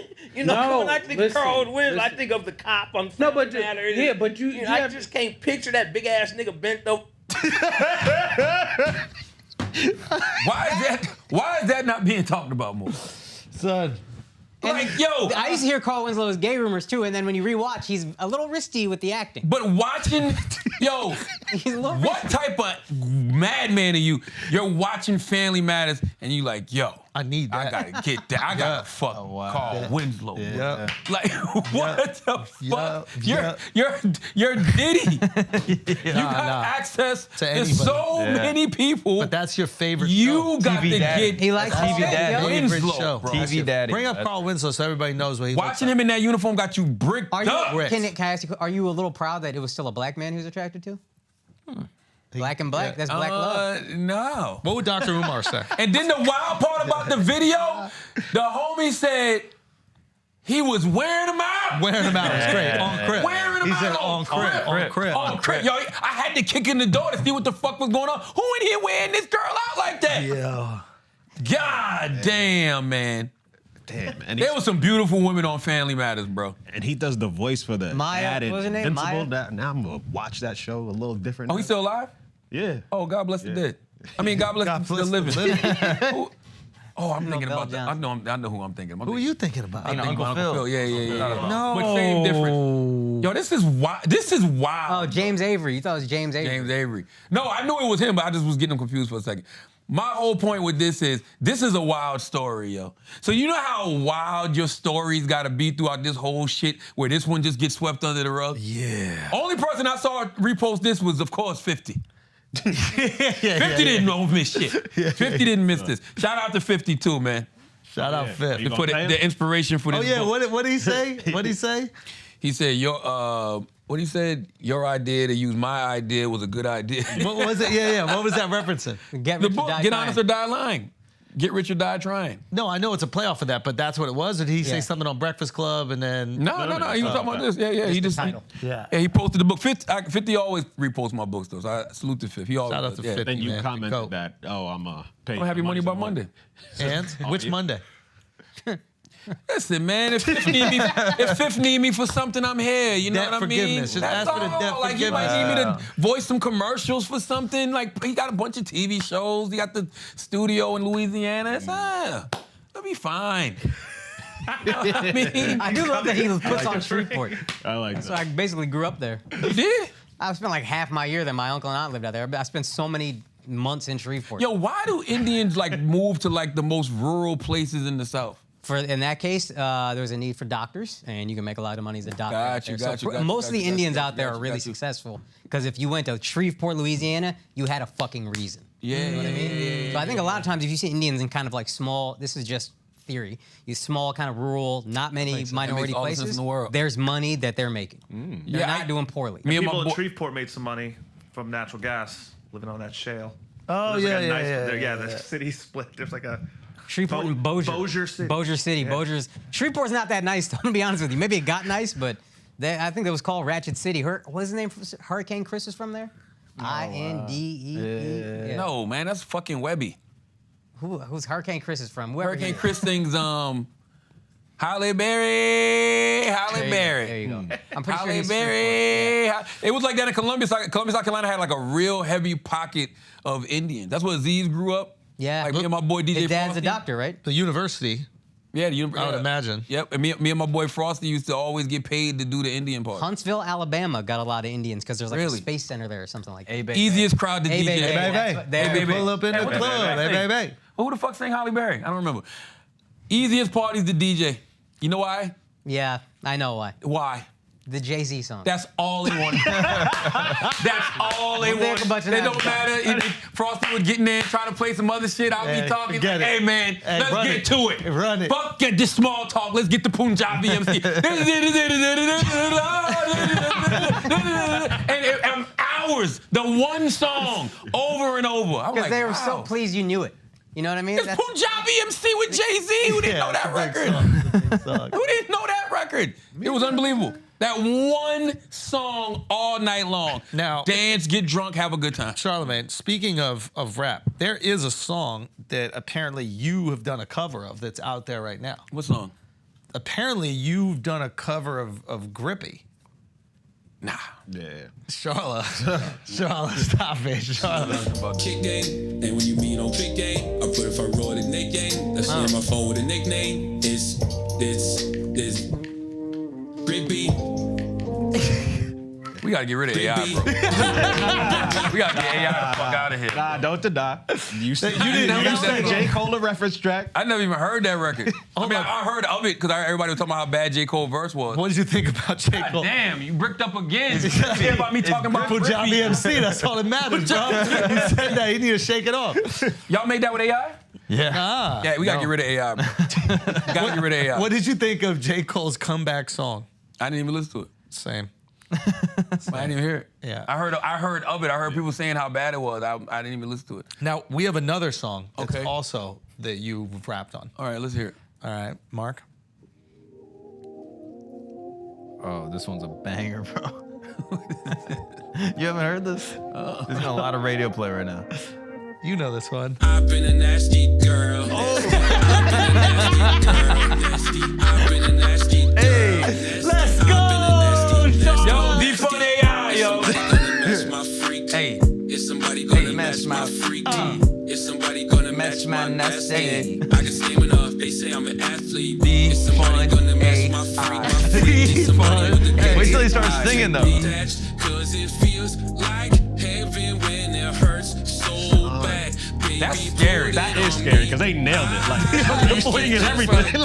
And it's probably easier with us since we got thousands of hours of That us is talking. scary, yo. All right, one more. We got one more banger for you, bro. We got one more banger. This one's an original, bro. Do be doing $1 Million Baby. That's what I want. This is a real one, though.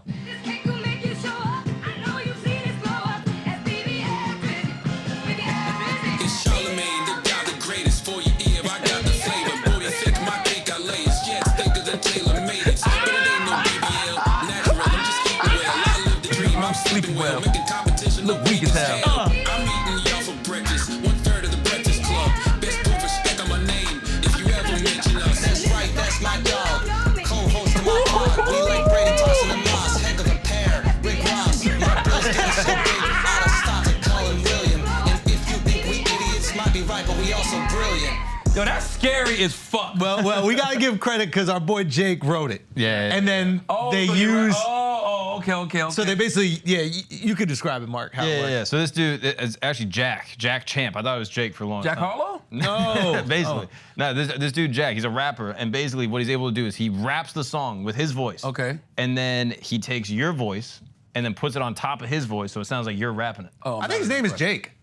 It says in the email Jack. Maybe that's his rap name, but His name's, I think I fucked it up. It's Jack. I called him Jake day one. I met him at the garden. I said, "Yo, what's up, Jake?" He's probably so nervous he just did the garden. Anyway, Yo, don't ever be afraid to correct somebody when they say your name wrong, my Jake. bad, Jack. Shit. Oh, Well, it's what is fuck Miles' fault. Yeah. Fuck you, Miles. That's great. Anyway, but no, he's nice with it. So he wrote a couple. But this one's fire. That shit fire as fuck. And you sound good. I'm just scared of this shit, yo. I'm telling you. Why, you're gonna get a bad boy deal? No. You might get signed, bro. I'm gonna say it was AI. Listen, that's a world, somebody's gonna use that to have a world leader set this shit off. Yeah, that's possible. It's only a matter of time. That's possible. Because that could just be something that can be broadcast over a social media How would it platform. sound if Kim Jong-un was gonna... Can you Yo, I knock it out? bet you if you do that, you'll realize how much regulations they got on this shit. Yeah, they got some. I bet you if you do that, What do you mean? Like have Putin or Kim, what's his fucking name? Kim Jong-un. Yeah, Or Xi Jinping. Exactly. The one from China. If you have one of them say that it's a nuclear threat, Yeah. I bet you your computer will fucking freeze up. Yeah, explode. Immediately. Yeah. I bet you. Really? But you can use this to your Guaranteed. advantage too. Let's say you say something, and they could say it's AI. You have this. You say, Y'all 2 years late. I've been doing that. What you talking about? there you go. So it goes both ways. I've been doing that. Yeah, that's your trick. AI. Hey. I don't even think people care about. You cannot care about old shit no more because of AI. Thank God. And that's gonna be the crazy thing. What a relief. But because you don't know, and that's the other scary part about life, right? If you got to navigate through every single thing that somebody puts on your table, Yeah. Like before I even determine what my opinion or feeling about it is, I got to figure out if it's real first. Who got time? Nah, don't have it. I ain't got time. So Don't fuck have it. it. I don't even care. That's dangerous. What do you think happens with the legislation shit? Because I saw that I think Scarlett Johansson. I don't know if she was suing or she was complaining that She said her ChatGPT. lawyers are looking into it. Okay, they are. Yeah. So ChatGPT released the voice for their AI, and it sounds like Scarlett's Scarlett voice. Johansson. In Her, which is a movie where she voices an AI. Right. Yeah. And I think even Sam Altman, the guy who runs ChatGPT, tweeted out her. Yeah. Now they also engaged Scarlett Johansson's agents to see if they could use her voice, Yeah. and then they ended up not doing it. I guess the point is like, and this is no different than anything else, right? A new thing pops up, and you have to find some legislation for it to protect people's intellectual property. Yeah. But she should be able to sue if they're using her IP. But I wonder, what is the legality of impressions? So apparently the woman that they got to do this, like their defense is they say, I know some people are saying it sounds like Scarlett Johansson. She's Yeah. saying that, yada, yada. But we hired Watch. a voice actress that happens to have a similar intonations from a Watch similar this. region. Dove, do you remember the radio commercial in California when we were going to school? That was it was like for some auto thing, but it was an impression of Arnold Schwarzenegger, an impression of, it was like 3 or 4 impressions, and it clearly wasn't those people, but an impression is using their voice. Do you remember that? I don't know, but I guess I remember hearing this on the radio going, how can they get away with this shit? They're using somebody's likeness to promote a product that they're not getting compensated for. So can you just do an impression of somebody? And if you can do an impression of people, AI's impression is gonna be perfect. Yeah. Is AI an impression though? I think parody, you're allowed to do under parody. Oh, maybe? whoa, that's a great point. Sorry. Is AI an is impression? not an impression. It is the actual synthesis of that person's Yeah. voice, where parody is an impression. So, AI is fraud. AI is identity theft. yeah. Like, That's why they took her voice down immediately. Oh, so they stopped it? Yeah, immediately. Okay, Yeah. that makes oh, as sense. soon as Scarlett complained, they pulled it. Yeah. Oh, so that's an admission of guilt, but I still need some money for paying the damages. Yeah. No, for real. Like, cause like you had people fucking asking me about shit that I didn't want to be asked about. Like seriously, people running up on me in the airport asking me about whatever the fuck was on that commercial. I don't know anything about it. Interesting. You know, and now I feel stupid. I don't want to feel stupid. So you made me put me in a position to feel stupid. So I need some money for that. That's reasonable. Yeah. I don't see the problem. Don't sue us, Charlotte. No. Sue Jack. Sue Yeah, you gotta say Jack. No. When I sue big. No, for real. Lawsuits are hard to win. Lawsuits are not easy to win. So if you're gonna win them, you might as well get You some gotta bread. get, because it's for gonna it. cost you money. That's the thing people don't realize. That's why I be so sad about this new generation of like broadcasters and everything, because they're getting sued and stuff, not realizing. In order for you to, if you get sued, you gotta hire a lawyer to reply. Oh, even that shit costs money. Oh yeah, just You know what I'm hiring that process is crazy. And what they don't realize is sometimes bigger people, like maybe yourself, others, have a lawyer on retainer, so you're already paying them. That's right. And you want that guy to go to work. I'm paying you every month. That's If right. we're not suing anybody, I'm wasting money. Right. That's right. That's right. You never know. You never know when a lawsuit is know, brewing. You never know. And you never know when when you're one's gonna cooking hit you. something up. But Or when you might hit somebody with it. That's right. You never know. That's right. And the laws are fucked up now just because like They better save up. you don't need some people don't even need a lawyer to file a suit.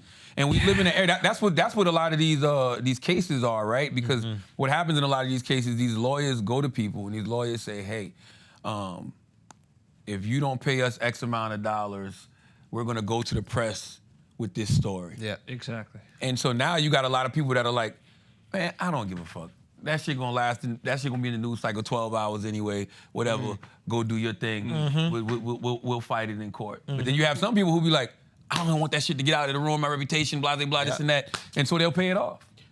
I'm curious, why do you think Diddy went so hard to not settle with Cassie earlier? Like, why did he actually allow it to get that far? Probably ego. Yeah. Ego. He didn't. He got away with it for decades. Decades. You start to believe you're invincible. Yeah. But knowing the evidence that's out there. You start to believe you're invincible. And the delusion. Think about getting away with that for 20 years. OJ killed his wife after beating her like 20 times. Allegedly. Allegedly. No, he did beat her like 20 times, but then allegedly killed her. They allegedly killed her. Allegedly. Yeah, I think the thing with Diddy is like, did it. yeah, it's ego. And if you think that you have this type of control over a person, you don't think that person would ever play with you. You think that you put enough fear of God in this person or enough fear of Ciroc, I don't fucking know, enough fear of something to where this person would never cross you in that way, shape, or form. But no, this young lady went, found her a new man who I'm sure empowered her in different ways, poured into her, gave her that confidence and that scream she needed. And I'm not just giving all the credit to the man, but I'm let's sure do that helped. That's fine. You know, Let's do that. I like that. but I'm sure that helped. And she said, "Fuck it, you know, we gonna now let's do it." And yeah, it is. Why do you think he was so fearless? Because there's a lot of reasons to I be don't think he afraid. was. We don't see. That's the thing, Akash. We think he was fearless. That motherfucker probably was shaking in his boots at home. We don't know. You know what I was wondering? I was wondering if Diddy was scared to go after him because he's white. Because he's blowing up Kid Cudi's car for trying to go on a date with Cassie. Allegedly. Blowing up. Yo, I'll blow up your fucking car. You're famous. Yeah. I think there might have been so much fear, just like, he's a white dude. This will be a different thing. This is like... Maybe. Because he seemingly unscathed. No cars got blown up of his. His Toyota Yaris didn't take a fucking... You know what I mean? Or maybe he not easily accessible. Like a Kid Cudi would be. Yeah. You know, or a Kid Cudi's. But I've been wondering vehicle about would that. be. This guy stood up in the face of a lot of fear. And I do give credit for that. He never gave a fuck, but also he was in love. You in love, man, you gonna ride for your woman. The same way he probably gave Cassie confidence, Cassie probably gave the husband mad confidence too. And we don't know the husband probably was a Also, person who never gave a fuck anyway. Fuck y'all. Diddy- I ain't scared of you niggas. Diddy might not have been. Literally. Diddy might not have been like as concerned with public perception of some random white dude dating Cassie, but he might be concerned. That seems disrespectful. That seems like it cuts at my power. Yeah. My ex is dating this other rapper. That's valid. That's valid. So and I think those types of people, the sociopaths, they can only really think about themselves and the power that they're exerting around them. And if it looks as if someone's chipping away at that power in any way, they're like, "Fuck you, you got to go down." The scariest part about that shit is the fact, to what we've been saying the whole pod, is like that he just was lying up until the day before the video came out. These people are crazy. Like, if I knew that there was a video out there that existed of me doing some shit like that, I couldn't lie to myself. Bro. I'll just shut the fuck up. There's a... Yeah. I guess he thought he was safe because he owned the video. Yeah. Well, he didn't know there was another copy. So there's a video of Diddy. He don't like pairs, does he? He only had on one sock. He thought it was one video. He didn't realize there was a whole other fucking video out there. Jesus Christ. There's a video of Diddy that I look at completely different now, but it's the video of him. He makes a deal. He's in some shitty office, and then he slams the phone down. He goes, "I cannot be stopped." Have you seen that video? We all know this video. And I look at that completely different now. How do you look at it now? Just, I am an absolute tyrant. And I thrive so much off of Conquest? maybe? conquest.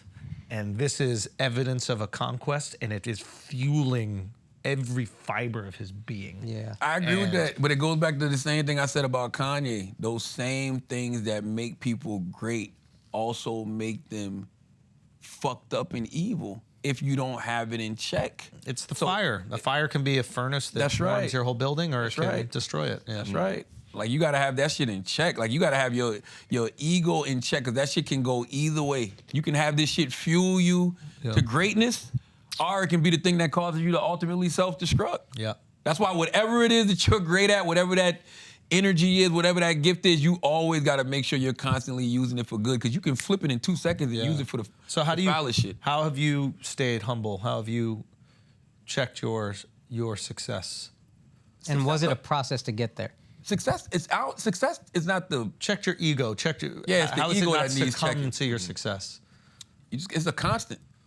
Like, you know what I'm saying? Like, it's something you have to constantly do. It's not something that happens to you once. So if you're lucky, it happens to you one time and you reel it in. I think mine is just knowing that all of this shit can be over. Like, this shit ain't None of this shit is guaranteed. Like, think about all of these people that we're talking about had way more than we have currently. Not saying that we're not gonna get there, but anybody's legacy can be burned down. Any powerful dictator can be touched. And by the way, it ain't even any tyrant can be touched. And it's not even always somebody taking you out.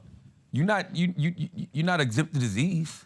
You know what I'm saying? Like anything can happen to you. So I constantly just think about, number one, losing it all.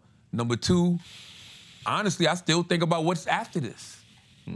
I'm not one of these people who's just like, YOLO, fuck it, we on Earth. After here, it's over. My mindset is still, there still might be something after this. And you want to be good for And I want to be good for that just in case. Yeah. There's too much stories out there of there being an afterlife and, you know, what comes after this, for some of this not to be true. And how about this? I don't want to keep repeating my shit here. I did Earth once. I'm cool. Let's go to another dimension. You think once, maybe you come back more. Maybe because I haven't figured out the lesson yet. So maybe this is the life where I'm like, you know what? I finally figured it out. I've done what I came to do here. It's on to the next dimension. Facts. So that's literally my mindset all the time. Have you talked about your ayahuasca experience publicly? I talked about it on Jay Shetty a little bit. He said, "What's up, too, buddy?" Oh, word. Yeah, I talked about it on Jay Shetty a little bit. I mean, that's actually where, like, I was writing this book, but it was day 2 of my ayahuasca experience that made me have a revelation, and it was stop lying to yourself and stop volunteering those lies to other people. Because we all wake up every day and we throw on a mask, right? Like, and sometimes you don't even mean to. You just do it because gets you through the day. It gets you through the motherfucking day. So to walk around without the mask, to walk around without any sort of armor, to always be your vulnerable, authentic self, that's hard. That's difficult. But day 2 of my ayahuasca journey, that came up.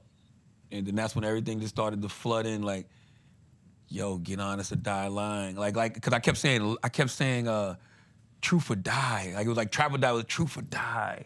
Like, and it just started rolling in, get honest or die lying, get honest or die lying, get honest or die lying. And I realized that's what my journey has been throughout my whole life. Trying to show up and be the most authentic, honest version of myself as possible. But what happens is you end up being real with everybody else except for yourself. It's easy to do. It's easy to tell you your haircut's fucked up. Thank you. Right? I'm not saying your haircut's fucked up. I'm just, like, it's easy to tell That was a somebody very else. specific example. No, I'm just saying. I was just looking at him. It's easy. Don't. Go ahead. It's easy to call Alex gay. Yes. But have you explored your possible gayness? No. I'm just using these as examples. Explore. That's a crazy. No, I'm just using these as examples. The point is, it's easy to point out what you see in other people, but it's hard to look in that mirror and point out your own. Do you see homosexuality in Alex? While you on ayahuasca, did you? Alex didn't come up for me. He didn't come up. But I'm telling you, ayahuasca it is an amazing thing, because anything that you've ever suppressed in your life, That's coming up. oh my It's coming to roost. God. Oh, So what'd you see? my God. Yeah, I want to know what you saw, what happened. Diary of a CEO title? Yeah, so I was trying to remember the title. I couldn't do it. I did though. Probably. A lot of that did come up. A lot of that did come up. Can you tell us? Come on, you talked to Jay about it. No, I didn't talk to Jay too much about it. Oh, okay. Yeah, I gave him enough. It's the interesting thing. This just all happened in February, so it's still a lot to process. Got it. You know what I'm So saying? take your time with it. You might have already spoken about this. If you have, I'm sorry. What made you start was there like a tipping point where you're like, yo, I need to start a journey of mental health, bettering myself, et cetera, or did it just kind of happen naturally?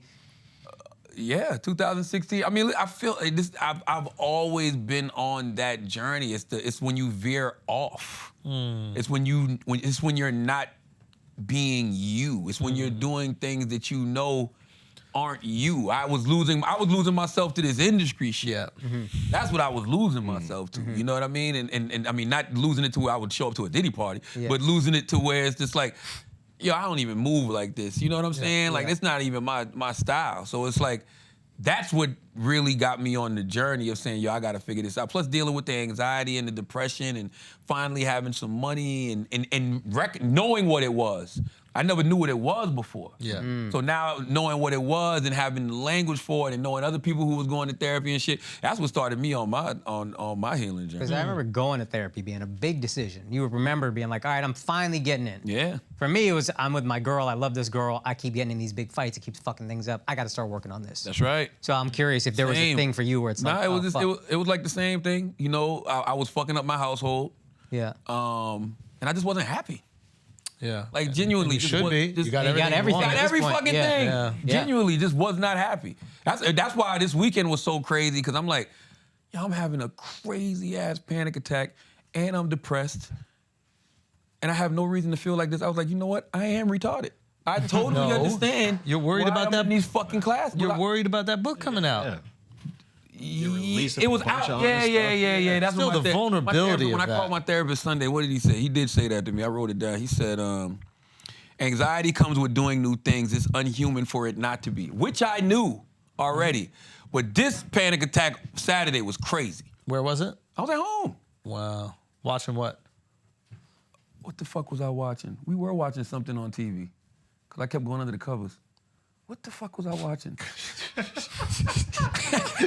How can you not laugh at that? Like, I want to be there for you, but that shit is super gay. You and your wife watching something on TV and you running under the covers. You know what's so funny? What? Yeah, I was on the couch like this. And his wife's like, don't worry, you'll be all right. I took 3 Tyson bites. Shit only took 1. Oh, yeah. That's the part I didn't mention. Yeah. Yeah. And I think they were sativa and not Oh, so you had your Yeah. brain active. Oh my God. And you got this big thing underneath all of that. Oh Yeah. my Yeah. God. And Real the multiplier. only reason I took 3 of them is because there was 2, it was like 2.5, so it was like 10 milligrams a piece. So it was like That's a 25 lot, milligrams though. that I That's a just lot. popped. Yeah. And I'm like, what the fuck is happening right now, yo? Yeah, you had a panic attack from marijuana. Stay off I the did. weed. Yeah. Okay, listen, before we get out of here. I'm sorry. I know there's a lot of people out there probably was relating with me and like, oh, I had one of those. No, I was undercover you're just too. a drug addict. You're a drug addict. You're a high on. Okay, before we get out of here. Oh, hold on. That's Yes. a bar too, my therapist told me. What? Because you said addicts. Yeah. He said, always remember, because I was talking about the Yeah. people that, I hadn't even seen no comments or anything. He said, always remember that the people on TV and social media are addicted to attention. Yep. People in the comments are addicted to attention.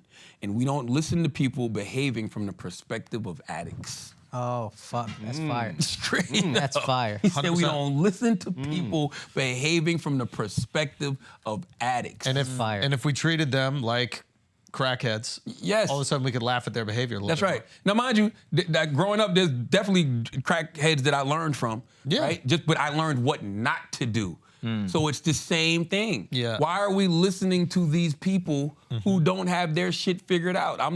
We don't listen to people who speak from the perspective of addicts. That's fire. Yeah.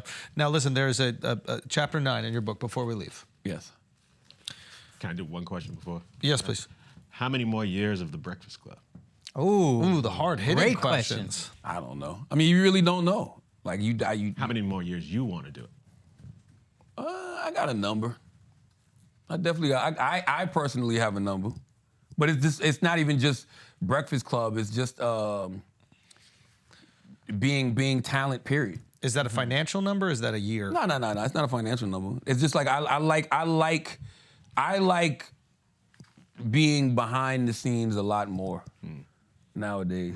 I remember you telling me that at MSG, and that was interesting. Is that what you see yourself transitioning to after you get out? Is just Yeah, I mean, I'm doing that now. Like, I mean, I'm like full time? Yeah, I'm executive producing. I got my own book imprint where we putting out other people's books. We got me and Kevin Hart got the company SBH Productions with Audible. We're executive producing all of that audio scripted content that's going to turn into documentaries and movies and stuff in the future. I'm getting in the movie game in a real way, like that. What was that movie you did?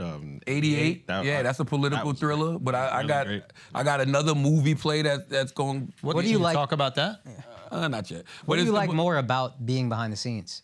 empowering other people, watching other people get their shit off, watching other people become, you know, these great entities that people So you enjoy love watching. and fuck with. I love that. Yeah. No, I don't, Andrew. I feel the Diddy joke. I feel it. I can feel it. I just said you enjoy watching. What do you feel? I know you said he felt Diddy. Like, what you feel? What do you feel? What do you feel, Charlamagne? Guys, this has been Flagrant. Make sure you go out and get Honest or Die Lying, Charlamagne's third book.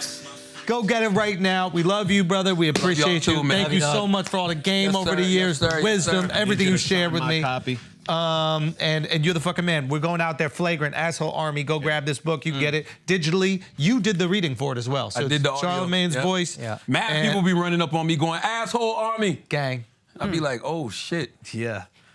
It's a Diddy party saying right there. Yo, what's crazy? I be having to explain it to people. If you at the airport and somebody just walks up to you, asshole army, and it's like an old white lady you've been talking to, she's like, oh, what is that? Yeah. Like, oh, nah, my man got a podcast. Yeah. You know, that's- I be telling me, Nah, we good, gang.